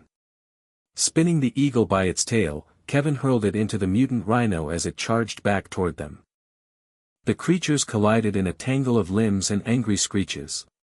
"That won't hold them long," Kevin muttered, scanning for Animo. He spotted the scientist entering the facility through the breach his creatures had created. Leaving the temporarily disabled mutants behind, Kevin followed, ducking through the destroyed wall. Inside, alarms blared and emergency lights flashed in otherwise darkened corridors. Most of the staff had evacuated, leaving the facility eerily empty. Kevin followed the sound of destruction, finding Animo and his giant frog in what appeared to be a main laboratory. Animo was frantically searching through refrigerated storage units, tossing vials and samples aside. "Where is it?" he snarled. Morningstar must have hidden the primary sample. "Looking for something?" Kevin called, stepping into the lab. Animo spun around. "You again. No matter. My pets will keep you occupied while I complete my work." He pressed a button on his gauntlet, and the frog leapt at Kevin with surprising speed. Kevin caught it mid-jump, the impact driving him backward into a bank of equipment that crashed to the floor. The frog's strength matched Kevin's, its mutated muscles straining against his 4 arms. Its tongue shot out, wrapping around one of Kevin's wrists and yanking his arm aside. "Gross." Kevin grimaced, using his free hands to grab the tongue and pull. The frog made a strangled noise as Kevin yanked it forward, delivering a powerful headbutt to its brain dome. The glass cracked, and the creature staggered back, momentarily dazed. Kevin seized the opportunity, charging at Animo who was still rifling through samples. "Party's over, Doc," he shouted, reaching for the scientist. Animo whirled around, a triumphant grin on his face as he held up a vial of glowing green liquid. "Too late. The accelerated evolution serum is mine." He quickly pocketed the vial and aimed his transmodulator at Kevin. "And now, let's see what my device does to an already mutated specimen like yourself." The red beam struck Kevin before he could dodge. Pain lanced through his body as the transmodulator's energy interacted with the Omnitrix. The hourglass symbol on his shoulder sparked and flashed, alternating between green and red. "Interesting reaction," Animo observed, adjusting his device. "Perhaps your DNA is already in flux. Let's increase the power and," a small rock struck Animo's head from behind. "Leave him alone." Ben stood in the doorway, arm still extended from throwing the rock. "Ben, get out of here!" Kevin shouted, still struggling against the transmodulator's energy. An accomplice? Animo turned his attention to Ben. Another test subject, perhaps? The distraction was all Kevin needed. Summoning his remaining strength, he lunged forward, grabbing Animo's transmodulator arm and crushing the device in one massive hand. "No!" Animo screamed as his gauntlet shattered. Immediately, the energy beam cut off. Throughout the facility, the mutated animals began to shrink and revert to their normal forms as the transmodulator's effect dissipated. Kevin lifted Animo by the front of his lab coat. "It's over, Doctor. Hand over the serum." "Never." Animo reached for the pocket containing the vial. Before Kevin could stop him, the giant eagle, now shrinking but still larger than normal, crashed through the lab window, creating just enough chaos for Animo to break free of Kevin's grasp. He leapt onto the bird's back as it flew past. "This isn't over." Animo shouted as the eagle carried him away. "I'll perfect my research, and then the world will recognize my genius. Get back here." Kevin started to follow but was interrupted by the Omnitrix symbol beeping red. "No, not now." In a flash of light, he reverted to human form just as Max and Gwen rushed into the lab. "Kevin. Are you okay?" Gwen asked. Kevin nodded, though his body still tingled uncomfortably from the transmodulator's effect. "Yeah, but Animo got away with some evolution serum thing." Max surveyed the destroyed lab with a grimace. "That's not good. In Animo's hands, that serum could be disastrous." Kevin suddenly remembered Ben and turned to find the boy staring at him, mouth agape. You changed back," Ben stammered. "You're just a normal kid."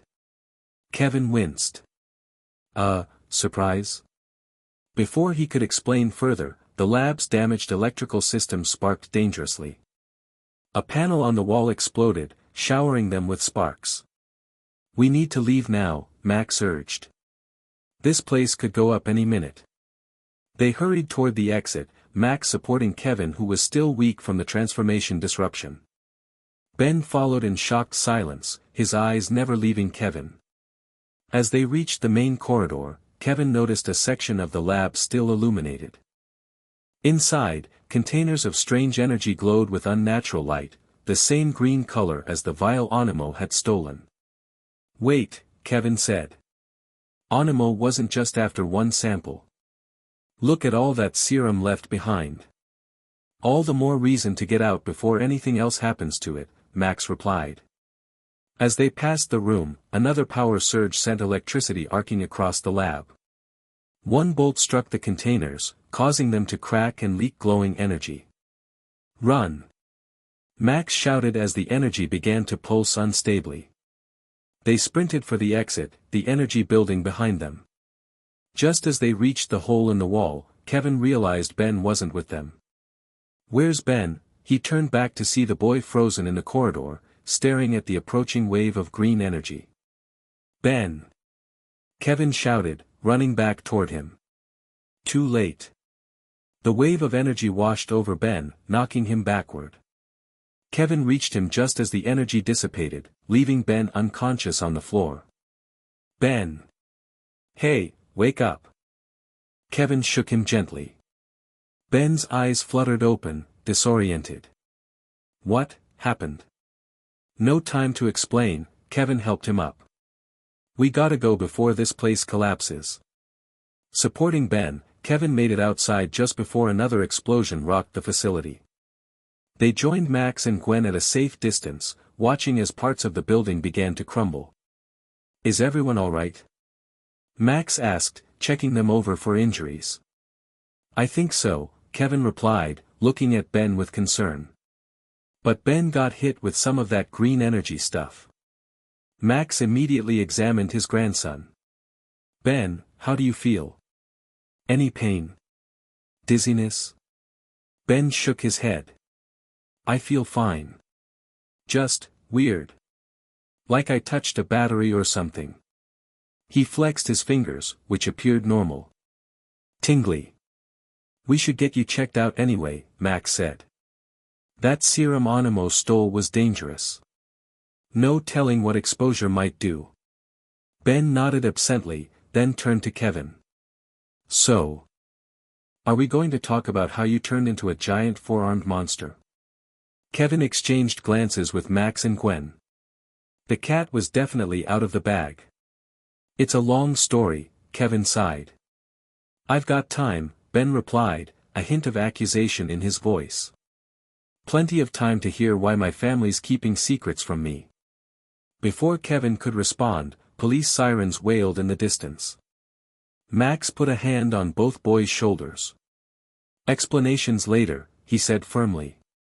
Right now, we need to leave before we spend the rest of the day answering questions we can't answer. They hurried away from the facility, blending with other evacuees to avoid notice. By the time they reached the Rust Bucket, emergency vehicles had swarmed the area. Max drove them back to the campground, silence hanging heavy in the RV. Ben sat staring at Kevin, waiting for answers. Kevin fidgeted with the Omnitrix, unsure how to explain. Finally, as they parked, Max turned to Ben. What you saw today is something very few people know about. Before I explain, I need your promise that you'll keep this secret. Ben hesitated, then nodded. I promise, Grandpa. Over the next hour, they explained about the Omnitrix, the alien transformations, and their adventures so far. They carefully avoided mentioning Max's past with the plumbers, sticking to the basics of Kevin's discovery. Ben listened with growing fascination. So you can turn into 11 different aliens. That's the coolest thing I've ever heard. Kevin couldn't help feeling a swell of pride. Yeah, it's pretty awesome. When it's not getting me into trouble. Can I see the others? Ben asked eagerly. Besides the four-armed guy. 4 arms, Kevin corrected. And maybe later. The watch needs to recharge after Animo messed with it. Speaking of Animo, Max interjected, we need to figure out what he's planning with that serum he stole. Dad was working on that project, Ben said quietly. He wouldn't talk about it, but I heard him tell Mom it could change the world. Is he in danger? Max placed a comforting hand on Ben's shoulder. We'll find your parents and make sure they're safe. For now, you should stay with us. Ben nodded, some of his excitement fading. I tried calling Mom, but she's not answering. Probably still at the spa. We'll keep trying, Gwen assured him. As the day progressed, Ben's fascination with the Omnitrix grew. He peppered Kevin with questions about each alien form, how they felt, what powers they had. Kevin, enjoying the attention, happily obliged. So Diamond Head is made of actual crystal. And Ripjaws can breathe underwater. And Stinkfly can fly and shoot goop. Ben's eyes widened with each description. That's amazing. It's not all fun and games, Gwen reminded them. Kevin nearly burned down a forest his first night with the watch. One time. Kevin protested. And I fixed it. And let's not forget the bank robbery, the killer robot, and now a mad scientist with mutant animals, Gwen continued. The watch attracts trouble. Awesome trouble, Ben grinned, then frowned slightly. I wish I could help somehow. Instead of just being the guy who needs rescuing. Kevin recognized the look in Ben's eyes, the same hunger for importance, for power, that he'd felt his whole life. Trust me, Kevin said, normal is underrated. Every time I use this thing, someone tries to kill me or steal it. But you get to be a hero, Ben argued. You get to matter. The words hit Kevin harder than he expected. He hadn't thought of himself as a hero, just a kid with cool powers having fun. But Ben was right. Despite his selfish uses of the watch, he had saved people. He had made a difference. I guess, Kevin admitted reluctantly. Still getting used to the idea. As evening approached, Ben's parents remained unreachable. Max prepared dinner while Gwen helped Ben set up a sleeping area in the rust bucket. Kevin stepped outside for some air, staring at the Omnitrix on his wrist. Ben's words echoed in his mind. A hero. Was that what he was becoming? The watch had finally recharged, its hourglass symbol glowing green again. Kevin activated it, scrolling through the alien silhouettes without selecting one. 11 different powers, he murmured. 11 chances to mess up. Or to get it right. Talking to yourself is the first sign of insanity, you know. Kevin turned to find Ben watching him from the rust bucket's doorway. Just thinking out loud, Kevin said, deactivating the watch. Ben sat beside him on the picnic table. Can I ask you something? Shoot. Why you? Ben asked bluntly. I mean, out of everyone in the world, why did this super powerful alien watch thing choose you? Kevin bristled. What's that supposed to mean? Nothing bad, Ben backpedaled. Just, what makes you special? Were you always good at stuff? Smart? Strong? Kevin laughed bitterly. Are you kidding? I was the kid nobody wanted. Bounced between foster homes, always in trouble. The watch didn't choose me. I was just in the right place at the wrong time. Oh. Ben seemed disappointed by this answer. So it was just luck. Pretty much. Kevin shrugged. Sorry to burst your bubble. They sat in silence for a moment, watching the sunset over the mountains. I think you're wrong, Ben said finally. The watch didn't just happen to fall where you were. It found you. Kevin rolled his eyes. Now you sound like Gwen. I'm serious. Ben insisted. Things like this don't just happen randomly. You were meant to find it. Why? Because I'm some chosen one. Kevin scoffed. I'm just a normal kid who got lucky. Or unlucky, depending on how you look at it. Ben seemed about to argue further when Max called them for dinner. The conversation ended, but Ben's words lingered in Kevin's mind throughout the evening. After dinner, they tried calling Ben's parents again with no success.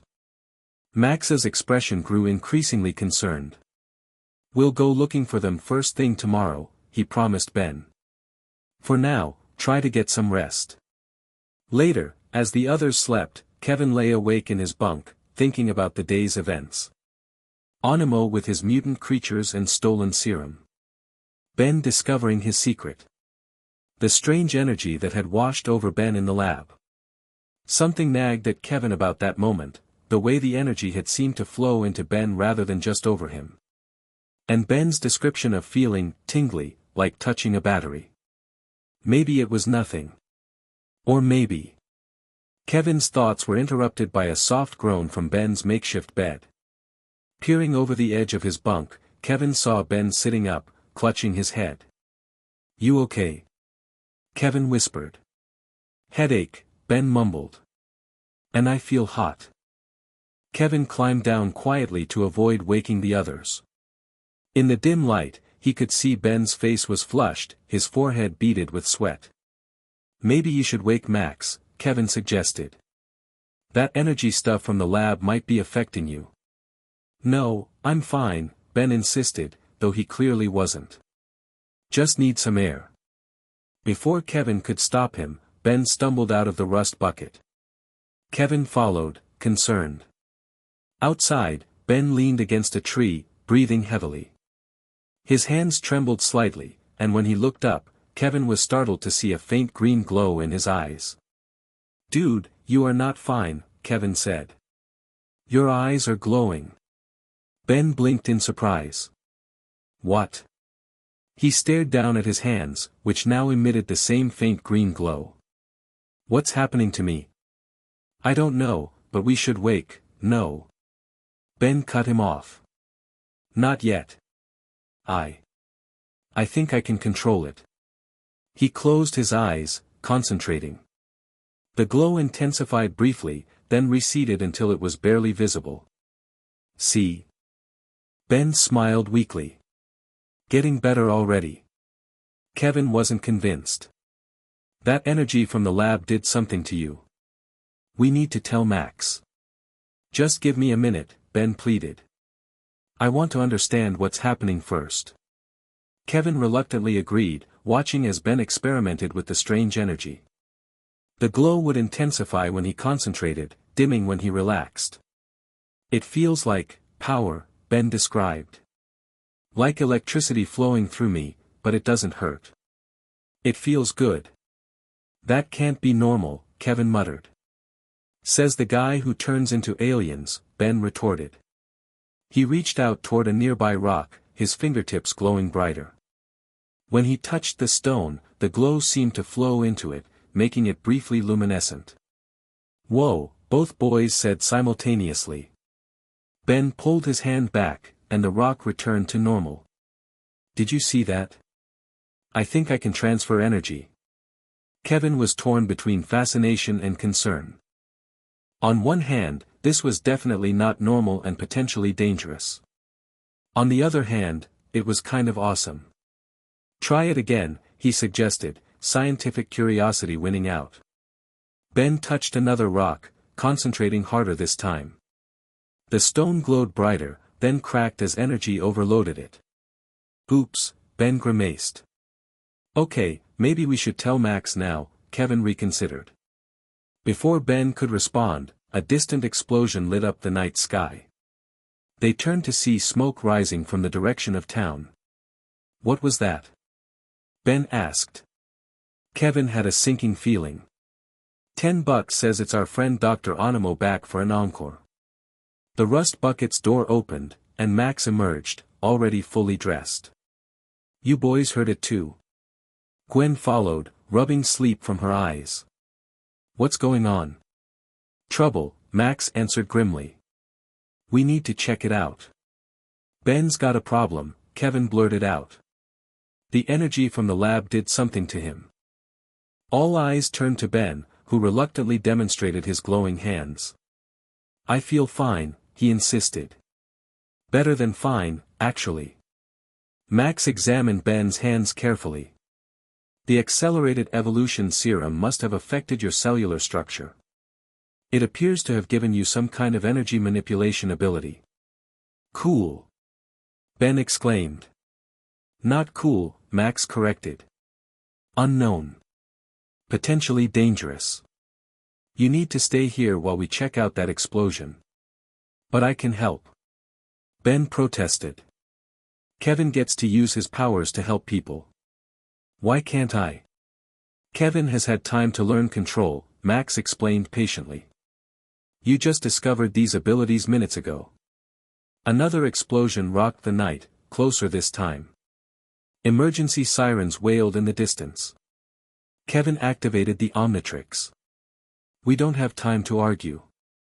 I'll go ahead and check it out. He selected XLR-8, transforming into the speedy alien in a flash of green light. Back in a flash. Before anyone could object, Kevin raced away, becoming a blue blur as he headed toward the source of the explosions. The world slowed around him as he accelerated, giving him plenty of time to dodge obstacles and navigate the winding road to town. In seconds, he reached the town center, where chaos reigned. Animo rode atop a mutated creature that resembled a cross between a bear and a gorilla, now 10 times its normal size. The transmodulator on his arm had been repaired, and he used it to fire beams at fleeing citizens, turning ordinary animals and even some inanimate objects into monstrous creations. Behold the power of evolution accelerated. Animo cackled. Soon, all will bow before Dr. Aloysius Animo, master of mutation. Kevin skidded to a halt, analyzing the situation. Animo's new creatures were even more powerful than before, suggesting he'd already used the stolen serum to enhance his transmodulator. Time for a different approach, Kevin muttered, slapping the Omnitrix symbol on his chest. In a flash, he transformed into Diamond Head, his crystalline body gleaming under the streetlights. Hey, Dr. Freakshow. Kevin called out. Ready for round 2? Animo turned, his face contorting with rage. You again. My enhanced pets will tear you to shreds.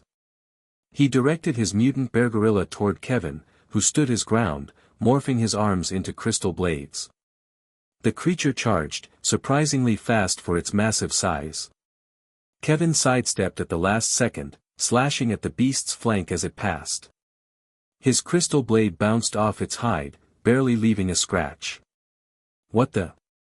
Kevin stared in disbelief. My newest creation has been infused with the evolution serum directly. Animo boasted.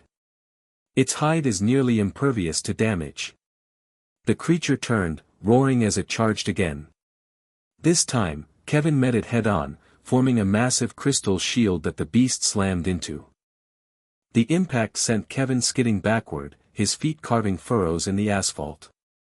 Okay, new plan, Kevin grunted, dissolving the shield. He fired a barrage of crystal shards at Animo himself, hoping to target the transmodulator. The mad scientist merely laughed as his mount shielded him from the attack. Futile. Animo taunted. Nothing can stop the march of accelerated evolution. A small crowd had gathered despite the danger, watching the battle from what they thought was a safe distance. Kevin spotted several people filming with their phones. Great. More publicity. Everyone get back. Kevin shouted. It's not safe. His warning came too late as Animo fired his transmodulator at a flock of pigeons roosting nearby. The birds transformed into monstrous flying creatures that descended on the crowd. People screamed and scattered. Kevin hesitated, torn between pursuing Animo and protecting the civilians. No contest, he muttered, running toward the crowd. He formed crystal barriers to shield people from the diving mutant birds, directing them to safety. Get indoors. Lock your doors and windows. As the last civilian reached shelter, Kevin heard the Rust Bucket's familiar engine approaching. The RV rounded the corner, Max at the wheel, Gwen and Ben visible through the windows. Backup has arrived, Kevin grinned. The Rust Bucket pulled to a stop, and Max emerged with what looked like a modified fire extinguisher. Animo's in the town square. Yeah, with a souped-up mutant bodyguard, Kevin confirmed. Regular attacks aren't working on it. I brought this, Max held up the device. It might neutralize the serum's effects temporarily. But I need to get close enough to use it. Leave that to me, Kevin replied, his crystalline body glinting with determination. Gwen and Ben joined them, Ben's hands still faintly glowing. I told you to stay in the RV, Max frowned at Ben. I can help, Ben insisted. This energy thing. I've been practicing. I think I can absorb energy from Animo's device. Too dangerous, Max shook his head. You don't know the full extent of your abilities yet. Neither did Kevin when he first got the Omnitrix, Ben pointed out. But you let him help people. Kevin felt oddly proud of Ben's determination. The kid had guts. He's got a point, Kevin admitted. And we could use all the help we can get. Max looked torn, but another explosion from the town square made the decision urgent. Fine, he conceded. But you follow our lead, Ben. No unnecessary risks. Ben nodded eagerly. Promise. They formulated a quick plan. Kevin would distract Animo and his creature, while Max flanked them with his neutralizer. Gwen and Ben would focus on civilian safety and only engage if absolutely necessary. Everyone clear? Max asked. They nodded, and Kevin charged back toward the town square, crystal arms morphing into blades once more. Hey, Animo, he called. Your pets need better training. They can't even catch one guy. Animo whirled toward him, snarling. You're becoming a nuisance, crystal creature. Perhaps I should add you to my collection. He fired the transmodulator at Kevin, who formed a reflective crystal shield. The beam bounced back, barely missing Animo. Careful where you point that thing, Kevin taunted. Might mutate yourself by accident. Though it couldn't make you any uglier. The insult had the desired effect. Animo howled with rage, directing his mount to charge Kevin. The bear-gorilla hybrid lumbered forward, giving Max the opening he needed to circle behind. Kevin kept the creature occupied, dodging its powerful strikes while peppering it with crystal shards. Not to damage it, he'd already learned that was ineffective, but to keep its attention focused on him. Meanwhile, Ben and Gwen helped the last few civilians evacuate the area. As the final family reached safety, Ben noticed one of Animo's mutated birds diving toward a child who had become separated from her parents. "Look out!" Ben shouted, running toward the girl. The bird swooped down, talons extended. Ben reached the child just in time, pushing her aside and raising his hands defensively. To everyone's surprise, when the mutant bird struck Ben's glowing hands, a pulse of energy traveled up its body. The creature screeched, then began to shrink, its mutations reversing until it was just an ordinary pigeon again. Ben stared at his hands in astonishment. "Did I do that?" Gwen ran to his side, equally shocked. "You reversed the mutation." Ben's face lit up with realization. "I absorbed the energy from Animo's transformation. That's what these powers do, I can absorb energy." Across the square, Kevin was still battling the bear-gorilla as Max moved into position with his neutralizer. Animo, however, had noticed the commotion with Ben and the bird. "What's this?" He focused on Ben with sudden interest. "Another test subject?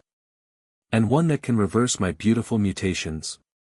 He directed his transmodulator toward Ben, firing a continuous beam. Ben instinctively raised his hands, and to his shock, the red energy didn't transform him, it flowed into his palms, absorbed like water into a sponge. "Whoa!" Ben gasped, his body glowing brighter as he absorbed the energy. "Impossible!" Animo shrieked. "The boy is absorbing the transmodulator's energy." Kevin seized the opportunity, charging at the distracted Animo. "Game over, Doc." He tackled the mad scientist from his perch, sending both of them tumbling to the ground. The bear-gorilla, momentarily without its master's direction, roared in confusion. Max aimed his neutralizer at the creature, firing a blast of blue energy that enveloped the beast. It howled as its body began to shrink, the mutations gradually receding. On the ground, Kevin pinned Animo, crystal hand poised over the transmodulator. "This ends now. Hand over the serum and surrender." "Never." Animo spat, reaching for a hidden button on his device. Before Kevin could stop him, Animo activated some kind of failsafe. The transmodulator began to pulse with unstable energy. "What did you do?" Kevin demanded. "If I can't have the serum, no one will." Animo laughed maniacally. "The transmodulator is overloading. When it explodes, it will release enough mutagenic energy to transform everything within a mile radius." Kevin's crystalline eyes widened. "You're insane." "I prefer visionary," Animo smirked. The device pulsed faster, glowing with increasing intensity. Kevin tried to remove it from Animo's arm, but it seemed fused to his skin. "Guys, we've got a problem." Kevin called to the others. "This thing's gonna blow." Max rushed over, examining the device with growing alarm. "We need to contain the explosion somehow." "Can you absorb it, Ben?" Gwen suggested. Ben looked uncertain. "I don't know. It's a lot of energy." "There's no time to test it," Kevin said grimly. "I'll try to contain it with a crystal dome, but I don't know if it'll hold." As he prepared to form the largest dome he could manage, Ben stepped forward, determination on his face. "Let me try," he said, approaching Animo. "Ben, wait." Max called after him. Ben reached for the transmodulator, placing his glowing hands directly on the device. Immediately, energy began flowing into him, his body illuminating with bright green light. It's working." Ben gritted through clenched teeth. "But there's so much. I don't know if I can hold it all." Kevin moved to help, but Max held him back. "If you interrupt the energy flow now, it could trigger the explosion. They watched anxiously as Ben absorbed more and more energy, his entire body now blazing with green light. Animo stared in horrified fascination as his device was drained. "No! My beautiful creation!" Animo wailed. The last of the energy flowed into Ben, leaving the transmodulator a smoking, empty shell on Animo's arm. Ben staggered backward, his body pulsing with contained power. "Ben?" Gwen approached cautiously. "Are you okay?" Ben looked down at his hands, now radiating intense energy. "So much power." His voice sounded strained, almost euphoric. "I can feel it inside me. All that potential." "Ben, you need to release it safely," Max instructed, concern etched on his face. "Try to discharge it into the ground, gradually." Ben nodded, kneeling to place his hands on the pavement. The energy flowed outward, causing the ground to crack and glow briefly before dissipating. As the last of the excess energy drained away, Ben collapsed, exhausted but conscious. Max and Gwen rushed to his side. "That was incredible," Ben whispered, a smile spreading across his face despite his fatigue. "I could feel everything, the energy, the molecules changing. It was amazing." Kevin approached, having reverted to human form as the Omnitrix timed out. "You saved everyone, Ben. That was seriously hardcore." Ben's smile widened at the praise. "I told you I could help." Max helped Ben to his feet, checking him over for injuries. "How do you feel now?" "Tired. But good." Ben flexed his hands, which still emitted a faint glow. "The power's still there, just quieter now." While they attended to Ben, Kevin secured Animo, who had given up struggling and sat mumbling about his ruined plans. Police sirens approached in the distance. "We should go," Max suggested. "The authorities can handle Animo from here." They left the mad scientist securely bound for the police, retreating to the rust bucket before questions could be asked about Ben's new abilities or Kevin's transformations. As Max drove them back to the campground, an excited discussion filled the RV. "So I can absorb energy," Ben exclaimed for the third time. Just like an energy vampire or something." "More like an energy sponge," Gwen suggested. "You took in the transmodulator's power and could release it later. The serum must have altered your cellular structure to allow energy absorption and redirection," Max theorized. "A completely new metahuman ability." "Metahuman?" Ben repeated the term with wonder. "So I'm like Kevin now? A superhero?" Kevin shifted uncomfortably. "I wouldn't say I'm a superhero." "You saved those people tonight," Ben pointed out. "And I helped. We're like a superhero team." The idea struck a chord with Kevin. A team. He'd always been a loner, but working with Ben tonight had felt right, somehow. Like they complemented each other's abilities. "I guess we did make a pretty good team," Kevin admitted. "For a first-timer, you handled yourself well." Ben beamed at the compliment. "Just wait until I practice more. I bet I could absorb all kinds of energy, electricity, heat, maybe even your alien powers." Kevin frowned slightly at that last suggestion. "Let's not get ahead of ourselves. You need to master the basics first." "Kevin's right," Max agreed. "These new abilities could be dangerous if not properly controlled. We need to understand their limits before pushing boundaries." Ben nodded, though the excitement never left his eyes. "So I can stay with you guys? Keep helping fight bad guys and stuff?" Max exchanged glances with Kevin and Gwen. "We should find your parents first. They must be worried sick." "Right," Ben's enthusiasm dimmed slightly. "Mom and Dad." As if on cue, Ben's phone rang, his mother, finally returning his calls. The conversation was brief, filled with relief on both sides. When Ben hung up, his expression was mixed. "They're okay," he reported. "They were evacuated from town when Animo first attacked. They're staying at a hotel in the next county. Dad's research was destroyed, but he's fine. That's a relief, Max said. We'll take you to them tomorrow. Yeah, Ben agreed half-heartedly. Tomorrow.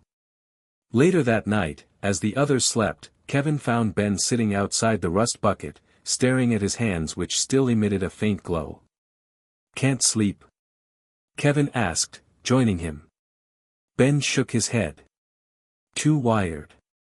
Literally. He demonstrated by creating a small ball of energy between his palms, then absorbing it back. Pretty cool trick, Kevin admitted. How's it feel? Like I finally found something I'm good at, Ben replied honestly. I've always been just, average. Not super smart like Gwen, not athletic enough for sports teams, not talented enough for anything special. Just Ben.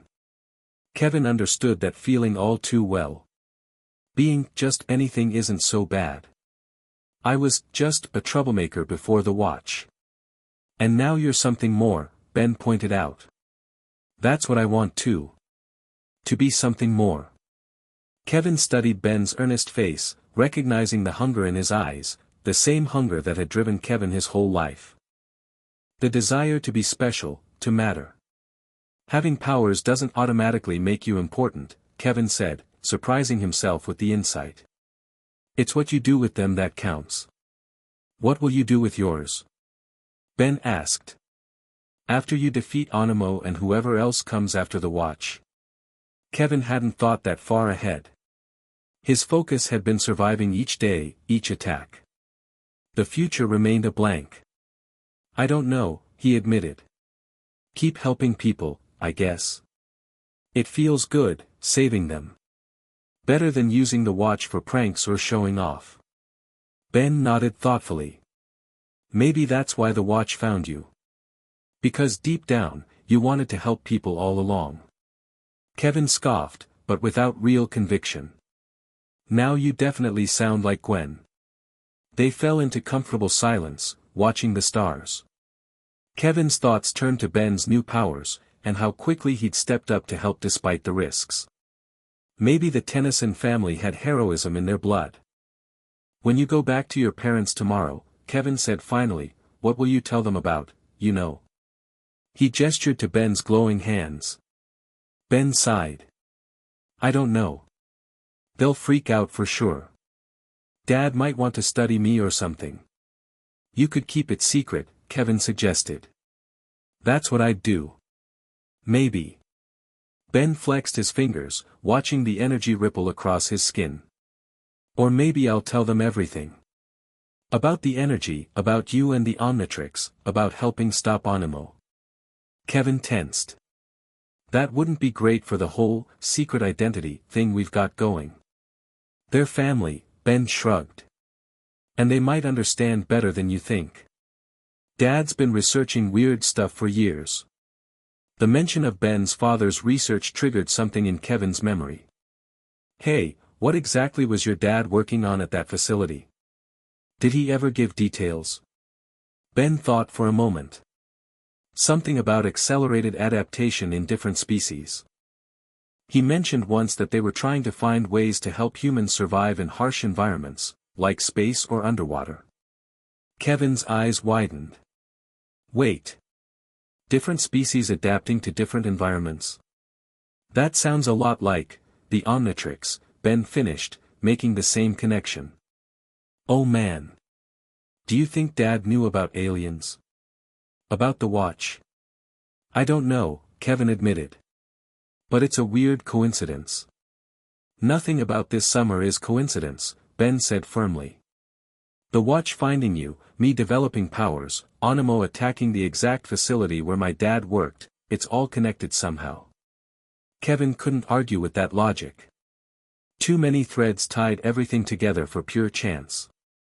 The conversation was interrupted by a bright light illuminating the night sky, not from town, but from above. They looked up to see what appeared to be a shooting star, but it moved too deliberately, adjusting its trajectory as it descended. That's not a meteor, Kevin said, activating the Omnitrix. It's a ship. Ben stood, energy crackling around his hands. Animo again? I don't think so, Kevin replied grimly. This looks alien. The craft disappeared behind distant mountains, a faint rumble marking its landing. Max emerged from the rust bucket, already fully dressed as if he'd been waiting for this. You saw it? He asked, grabbing a pair of high-tech binoculars from a compartment. Hard to miss, Kevin replied. Friend of yours? Max's expression was grim. Not likely. That was a Chimerian Hammer scout ship. Vilgax has arrived. Vilgax? Kevin and Ben asked simultaneously. The most dangerous being in the galaxy, Max explained. And he's come for the Omnitrix. Kevin looked down at the watch on his wrist, then back at the mountains where the ship had disappeared. So what do we do? He asked, a knot forming in his stomach. Max's response was immediate and firm. We prepare. Because if Vilgax wants the Omnitrix, he'll have to go through all of us to get it. Ben stepped forward, his hands glowing brighter. I'm in. Whatever's coming, we face it together. Kevin nodded, a new determination filling him. 2 weeks ago, he'd been a lonely kid with no purpose. Now he had a team, a family, and a reason to fight. Whatever Vilgax was, whatever power he possessed, Kevin would be ready. Not just for his own sake, but for Gwen, Max, and now Ben. For the family he'd never expected to find. Kevin 11 was no longer just a nickname for a kid with alien powers. It was becoming something more, something that even Kevin himself was only beginning to understand. Chapter 3, Collision Course, Down. Kevin yelled, tackling Ben as a blast of red energy sizzled over their heads. The concrete wall behind them exploded, showering them with debris. That was too close, Ben gasped, his hands glowing with absorbed energy. These drones keep getting smarter. Yeah, well, so do we. Kevin activated the Omnitrix, scrolling to Diamond Head. Cover me while I flank them. 3 days had passed since Vilgax's scout ship landed, and things had gone from bad to apocalyptic. The alien warlord wasted no time announcing his presence, broadcasting his message to every electronic device across the globe. People of Earth. The memory of that rasping, inhuman voice still sent chills down Kevin's spine. I am Vilgax, conqueror of 10 worlds. Your planet harbors something that belongs to me. Surrender the Omnitrix, or witness the extinction of your species. Governments worldwide panicked. Military forces mobilized. And hunting drones, sleek, deadly machines with a singular purpose, scoured the country for any trace of the Omnitrix's energy signature. Kevin slammed the watch face down, transforming in a flash of green light. Crystal shards erupted from his arms as he rolled out from behind their cover, firing a barrage at the hovering drones. Ben, now, he shouted. Ben leapt out, hands blazing with stored energy. He'd gotten much better at controlling his powers over the past few days. The energy bolt he launched knocked one drone from the sky, its systems overloaded. 2 more on your 6. Gwen called from her position behind an overturned car. Kevin spun, forming a crystal shield just as laser fire erupted from the approaching drones. Can't get a clear shot. I got this. Ben focused, drawing energy from a nearby power line.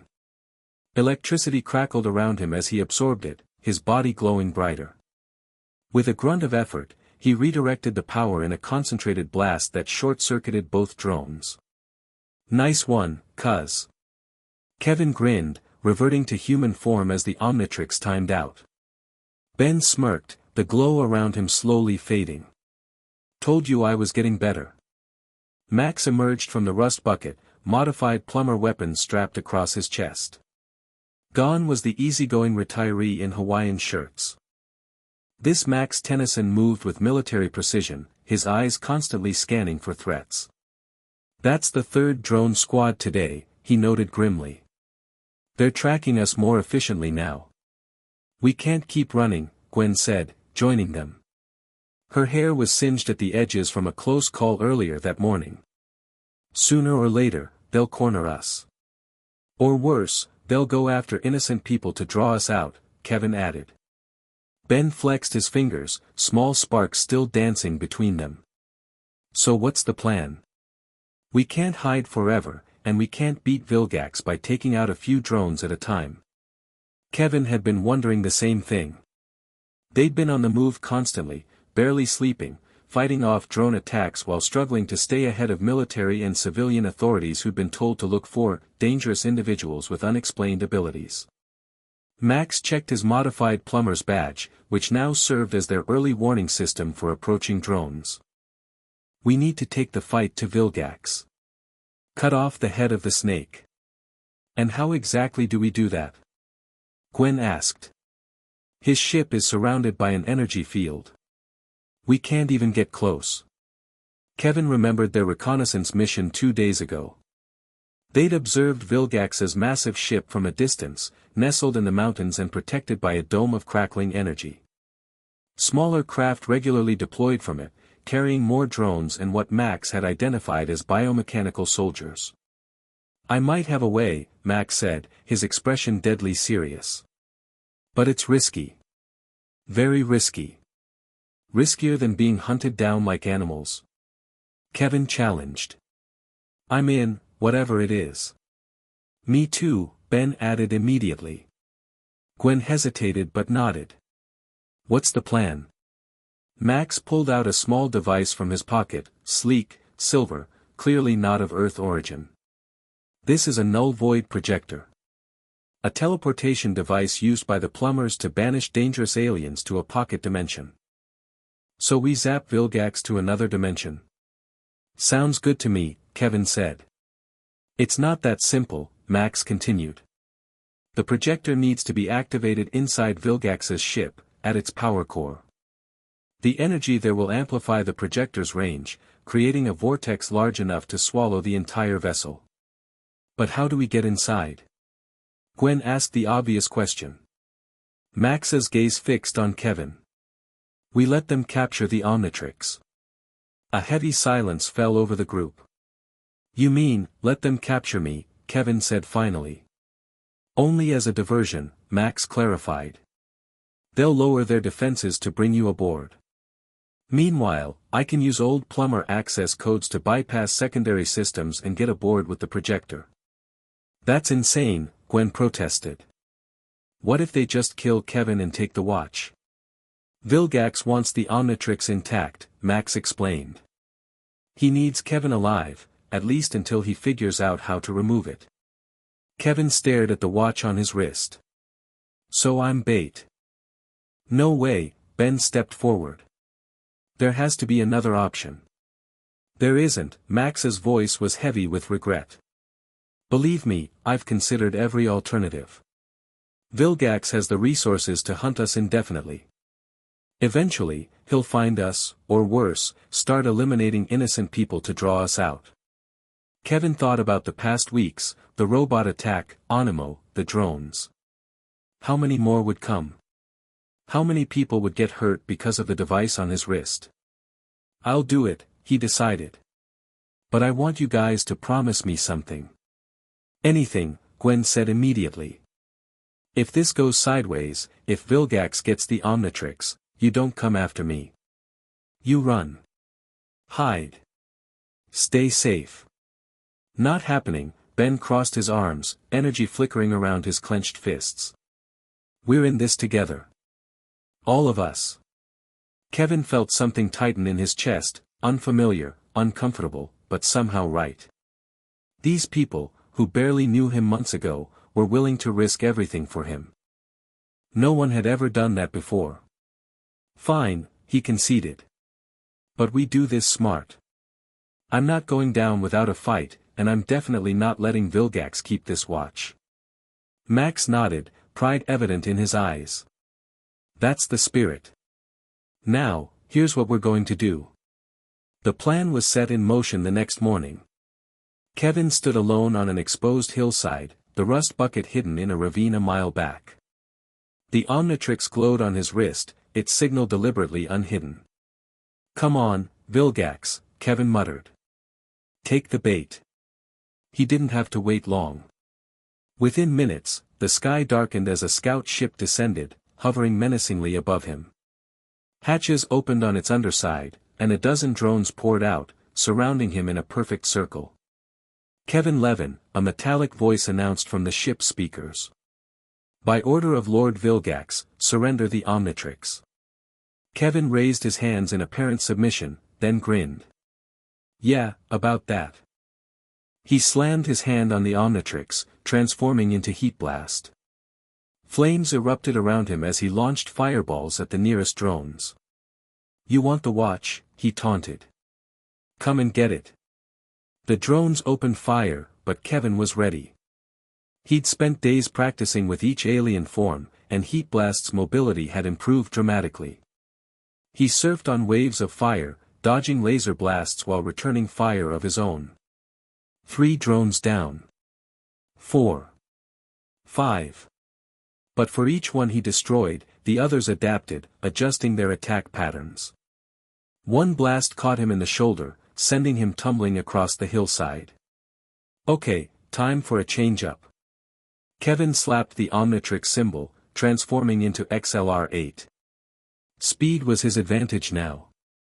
He became a blur, racing circles around the remaining drones, creating a whirlwind that confused their targeting systems. One by one, he picked them off, until only a single drone remained. The scout ship lowered, a tractor beam activating. Kevin felt himself lifted off the ground, struggling uselessly against the pull. Perfect, he whispered. Phase 1 complete. Inside the scout ship, Kevin found himself in a containment field, a bubble of energy that nullified his alien abilities. He reverted to human form involuntarily, the Omnitrix powering down. Finally, a deep, gravelly voice resonated through the chamber. A massive figure stepped from the shadows, 7 feet tall, muscular, with tentacles extending from his chin like a beard. His skin was pale green, his eyes red and cold. Metal implants covered parts of his body, suggesting past injuries that had been technologically repaired. Vilgax, I presume. Kevin managed, fighting to keep his voice steady. The alien warlord was far more intimidating in person than in Max's descriptions. The infamous Kevin 11, Vilgax responded, circling the containment field. A mere child. How disappointing that the most powerful weapon in the universe chose such a weak vessel. Sorry to disappoint, Kevin shot back. But the watch and I are kind of a package deal. Vilgax's eyes narrowed. For now. Soon, the Omnitrix will be where it belongs, with someone worthy of its power. Let me guess. You. I will use the Omnitrix to revolutionize warfare across the galaxy, Vilgax declared. My army will become unstoppable, each soldier capable of transforming into the perfect weapon for any battlefield. Sounds like a real blast at parties, Kevin quipped, though his heart raced. Vilgax wasn't just after the watch for personal power, he wanted to mass-produce its abilities.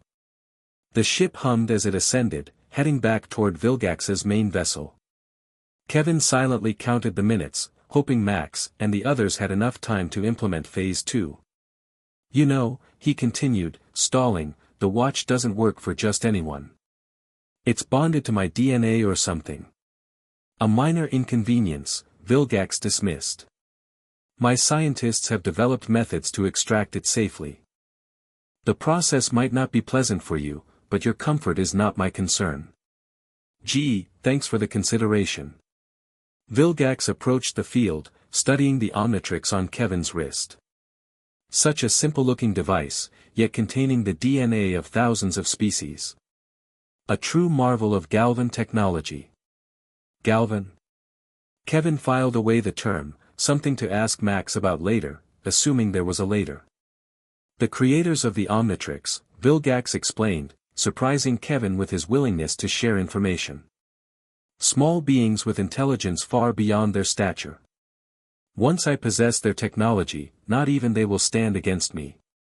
The ship docked with the main vessel, the containment field maintaining its grip on Kevin as it transported him through vast corridors.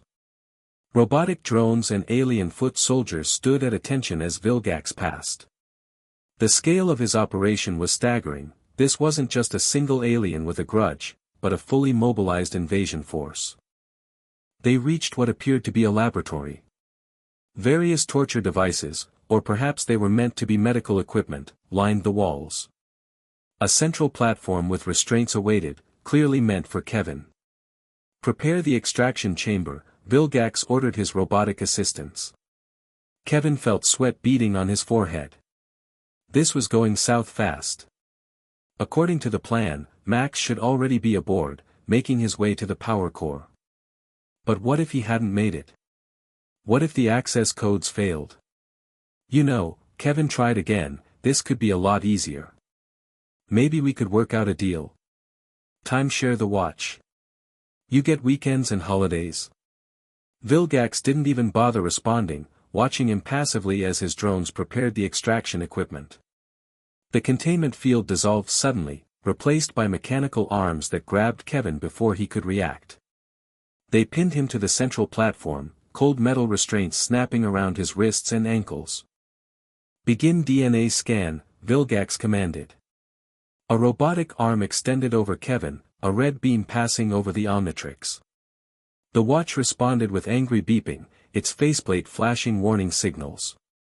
"Warning, unauthorized access attempted. Security protocols engaged. Proceed with forced extraction," Vilgax ordered, undeterred. Kevin struggled against the restraints. This definitely wasn't part of the plan.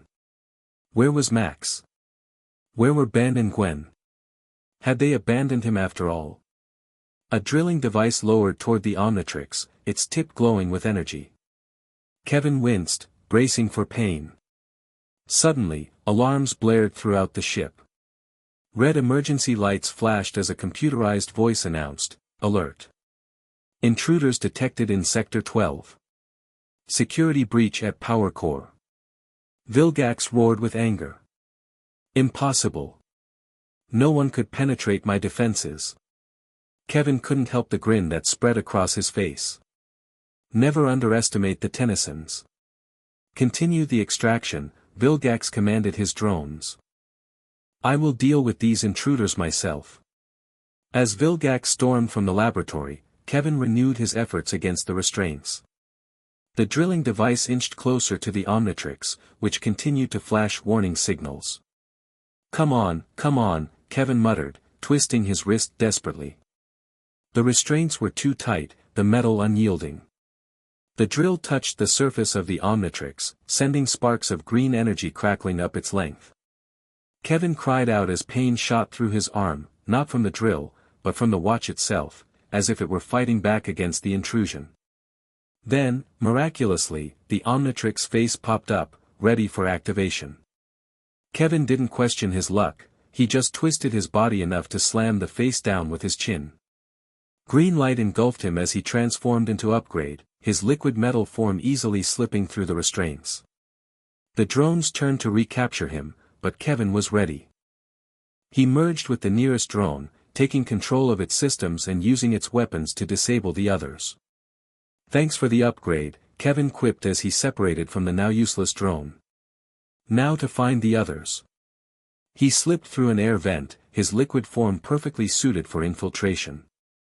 Following the sound of alarms, he made his way toward Sector 12 and the power core. The scene he found there was chaos. Max, wielding what looked like a modified plumber blaster, was pinned down behind a barricade of debris. Gwen crouched beside him, using a makeshift slingshot to distract the drones whenever they got too close. And Ben was magnificent and terrifying. Energy crackled around him in a storm of power as he absorbed and redirected the drone's laser fire. His eyes glowed with an intensity Kevin hadn't seen before, his movements almost feral as he tore through mechanical opponents. "Guys!" Kevin called, reforming beside Max. "Miss me?" "Kevin." Gwen's relief was palpable. "You're okay. Thanks to the alarms you triggered." Kevin nodded toward the massive glowing chamber at the center of the room, the ship's power core. "Ready to set up that null void projector?" Max grimaced. Slight problem. Vilgax changed the core's shielding. I can't get close enough to plant it directly. And I'm guessing throwing it isn't an option. It needs to be precisely calibrated to the core's energy frequency, Max explained. Otherwise, it could create an unstable vortex that would consume the entire mountain range. Kevin surveyed the situation. Drones continued to pour in from adjacent corridors. Ben was holding them off almost single-handedly, but even he had limits. New plan, Kevin decided. I'll get the projector to the core. Upgrade can interface with both the projector and the core, make them play nice together. It's too dangerous, Max argued. If something goes wrong while you're connected to both, we don't have a choice, Kevin cut him off, reaching for the projector. And we're running out of time. Vilgax knows you're here. As if summoned by his name, a massive explosion rocked the chamber. The far wall collapsed inward as Vilgax strode through the debris, his eyes burning with rage. Tennyson, he growled, recognizing Max immediately. I should have known the plumbers would send you. It's over, Vilgax, Max responded, standing tall despite being outmatched. Leave Earth now, or face the consequences. Vilgax laughed, a sound like grinding metal. You are in no position to make demands, old man. Your planet will be mine, along with the Omnitrix. His gaze locked on Kevin. There you are, child. Did you think escaping the extraction chamber would save you? There is nowhere on this ship you can hide from me. Kevin clutched the null void projector, mind racing. They needed time to set it up, but Vilgax wasn't going to give them that luxury. Ben, he called. We need a distraction. Ben turned, his eyes still glowing with absorbed energy. Something in his expression had changed, something harder, almost cruel. With pleasure, Ben replied, his voice echoing strangely. Before Kevin could react, Ben launched himself at Vilgax, hands blazing with energy. The attack caught the warlord by surprise. He clearly hadn't expected resistance from what appeared to be an ordinary human boy. Energy crackled as Ben's palms connected with Vilgax's chest. Instead of causing damage, however, Ben's hand seemed to stick to the alien's armor, energy flowing between them. What is this? Vilgax snarled, trying to dislodge Ben. Ben's face contorted with effort and something like ecstasy. So much power. He gasped. I can feel it, your life force, your strength. With horror, Kevin realized what was happening. Ben wasn't just absorbing energy from weapons or electricity anymore, he was absorbing Vilgax's bioenergy directly. Ben, stop. Gwen cried, recognizing the danger. You don't know what that will do to you. But Ben couldn't, or wouldn't, stop. His body glowed brighter as he continued draining Vilgax, who had fallen to one knee, weakening visibly. The power. Ben whispered. It's incredible. Kevin had never seen anything like it. Vilgax, conqueror of worlds, was being drained of his life essence by an 11-year-old boy whose powers had evolved beyond anyone's expectations. Max, we need to move now, Kevin urged. While they're both distracted. Max nodded grimly, his eyes still on his grandson. Be careful, Kevin. The projector is temperamental. Kevin transformed back into Upgrade, absorbing the projector into his liquid metal body. He flowed across the chamber floor, avoiding debris and fallen drones, heading for the power core. The core's shield pulsed with energy, designed to repel any physical intrusion. But Upgrade wasn't entirely physical. Kevin extended tendrils of his form, testing the shield, searching for frequencies that might allow him to slip through. Behind him, Vilgax had managed to break free of Ben's grip, summoning enough strength to hurl the boy across the chamber. Ben crashed into a wall but rose immediately, his body now crackling with green energy that mimicked Vilgax's own power signature. You dare steal from Vilgax, the warlord roared, his voice weaker but no less menacing. I will tear you apart, boy. Ben smiled, but it wasn't his usual expression. Something darker had taken hold. You can try. They clashed again, Ben moving with newfound speed and strength, matching Vilgax blow for blow. The absorbed alien energy had transformed him temporarily, making him a worthy opponent for the weakened warlord. Kevin refocused on his task.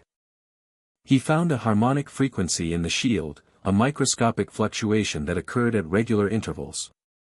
Timing his move perfectly, he slipped a portion of his form through the gap when it appeared, then expanded from within, creating a tunnel for the rest of his body to follow.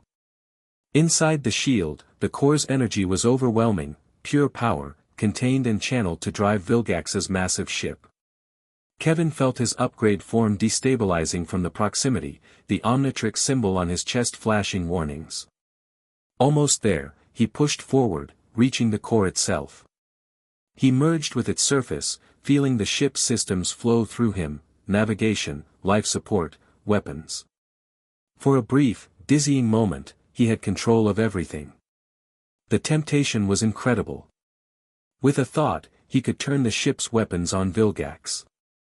With a command, he could set the vessel to self-destruct. Power beyond imagination lay at his fingertips. Kevin. Max's voice cut through his thoughts. The projector. Set it now. Kevin snapped back to reality. He extruded the null void projector from his body, interfacing with it while maintaining connection to the core.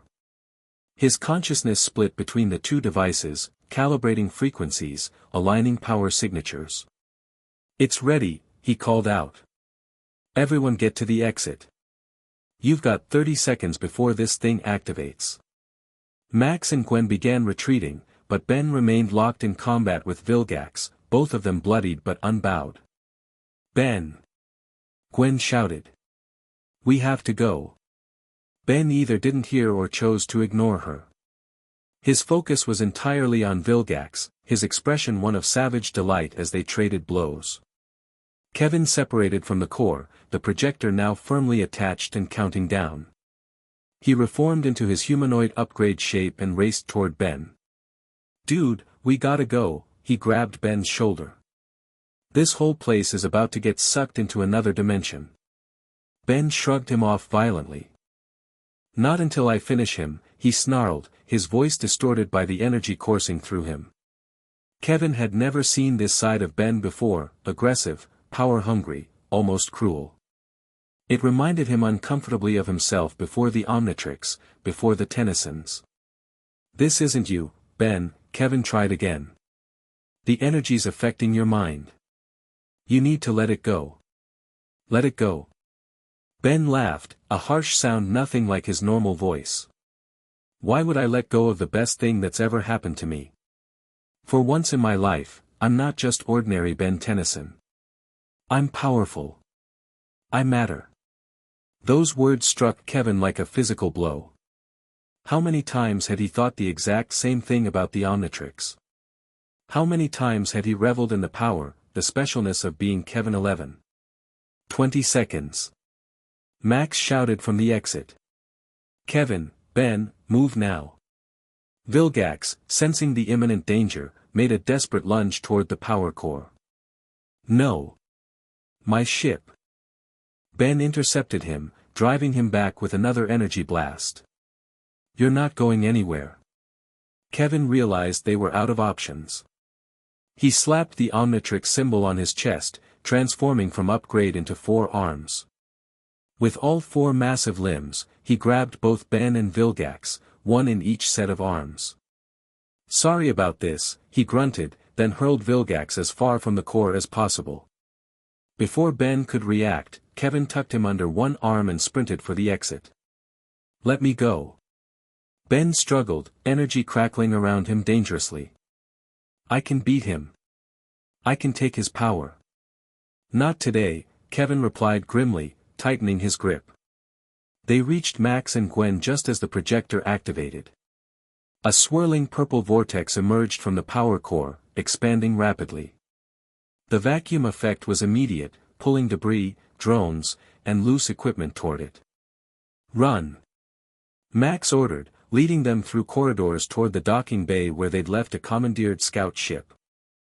Behind them, Vilgax's roar of fury echoed through the vessel. Tennyson. Levin. This is not over. The vortex grew, consuming the power core and spreading throughout the ship. Metal twisted and warped as it was pulled into the dimensional tear. The entire vessel shuddered, systems failing as its power source collapsed. They reached the scout ship with seconds to spare.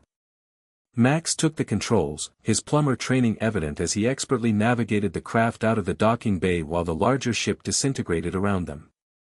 Kevin finally released Ben, who collapsed to the floor, energy still crackling around him but dimmer now.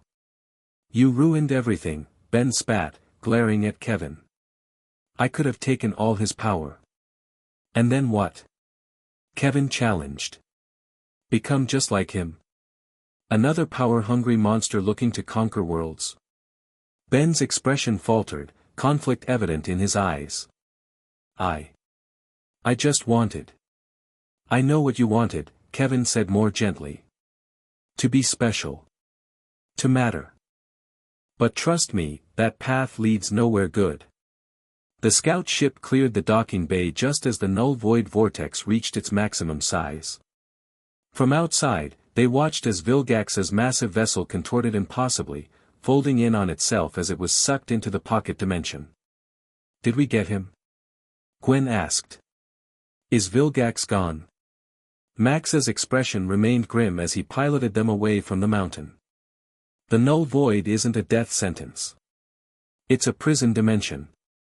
If Vilgax survived the transition, and someone like him probably did, he'll be trapped there, but alive. Great, Kevin sighed. So he'll be spending his vacation plotting revenge on us. The null void is virtually inescapable without external assistance, Max assured them. Vilgax won't be troubling Earth again anytime soon. As the adrenaline of battle faded, Kevin felt exhaustion settling in. He reverted to human form, slumping into a seat beside Ben, who looked equally drained. Hey, Kevin nudged Ben's shoulder.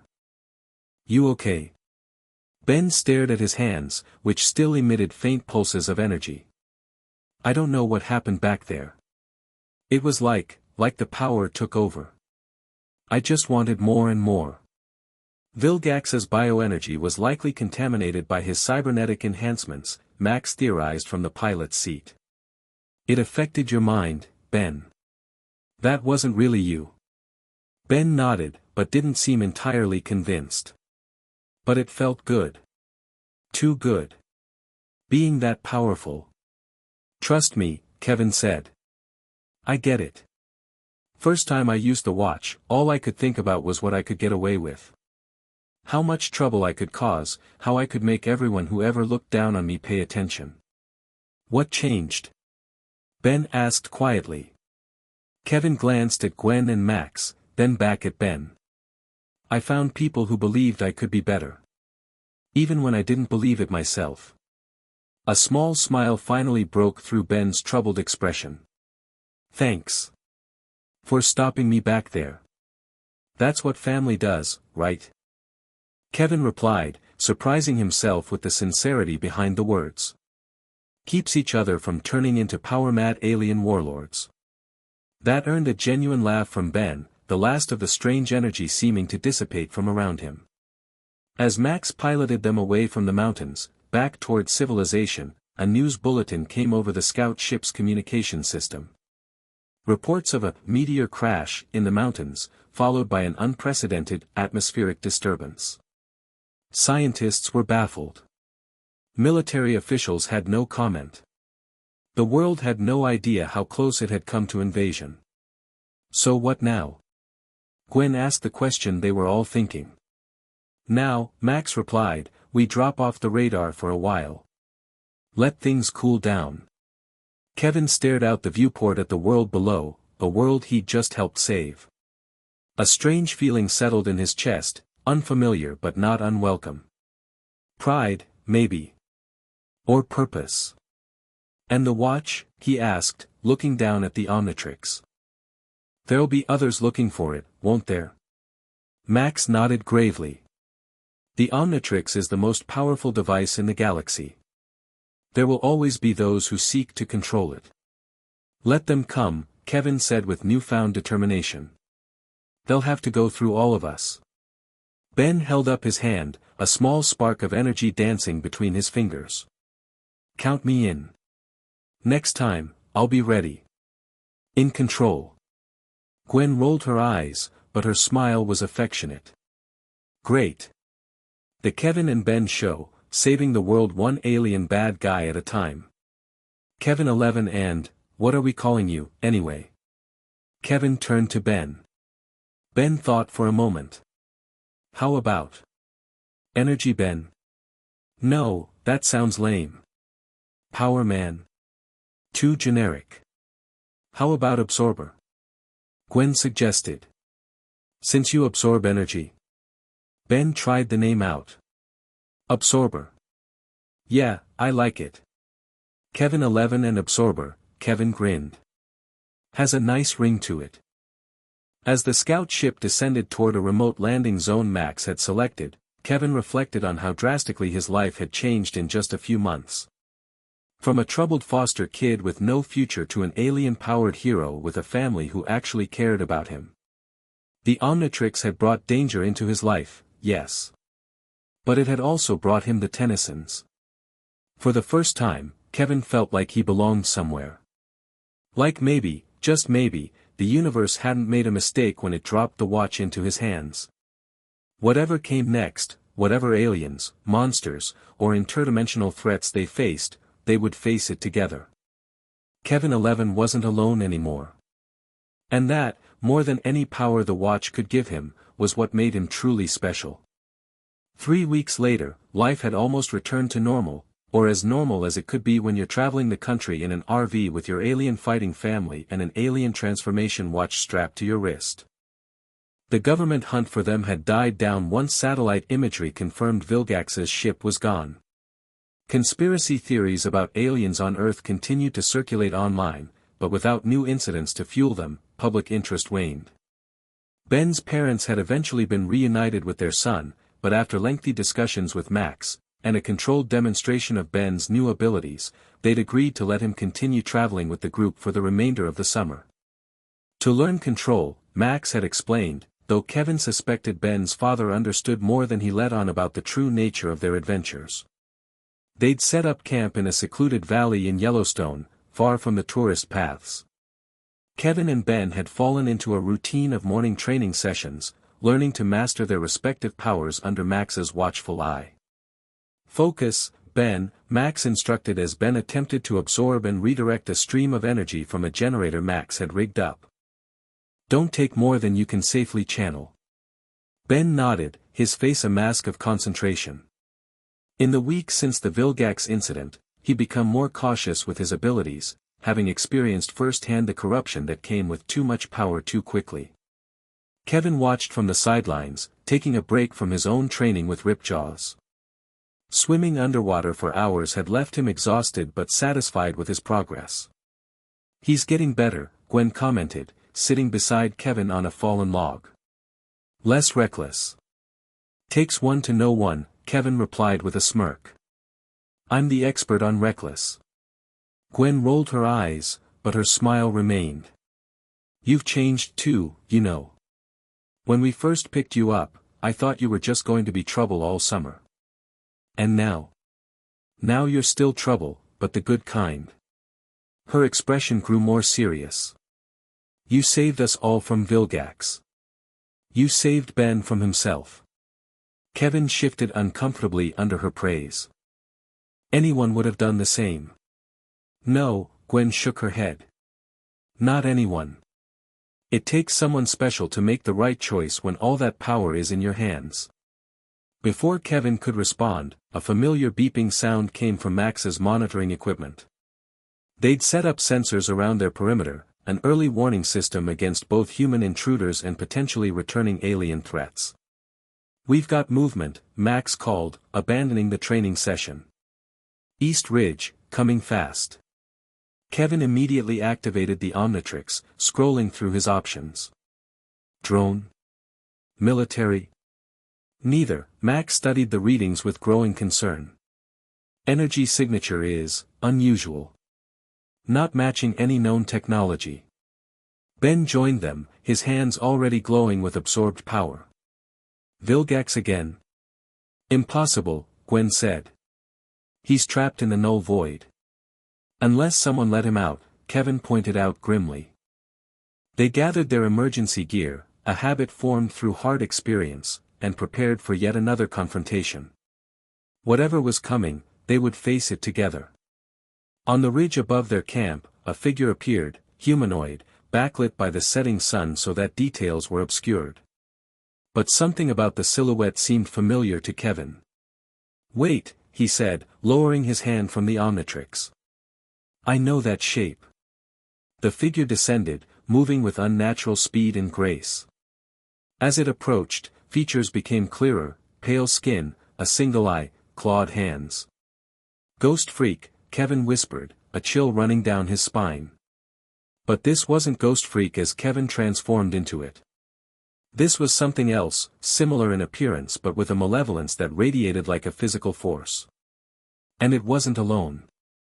Behind it, more shapes emerged, twisted versions of Kevin's other alien forms, corrupted and wrong. At last, the Ghost Freak creature spoke, its voice echoing unnaturally. I found you, Kevin Levin. Or should I say, Kevin 11. Who are you? Max demanded, his plumber weapon raised. What do you want? The creature's single eye fixed on the Omnitrix. I want what is rightfully mine. Freedom. Power. Vengeance. Kevin felt the Omnitrix pulse on his wrist, almost as if responding to the creature's presence. A terrible suspicion formed in his mind. You're from inside the watch, he realized. The consciousness I felt when I used Ghost Freak. The creature laughed, a sound that seemed to penetrate directly into Kevin's mind. Very good. I am ZS Scare, the true form of what you call Ghost Freak. And I have escaped the prison of the Omnitrix. How?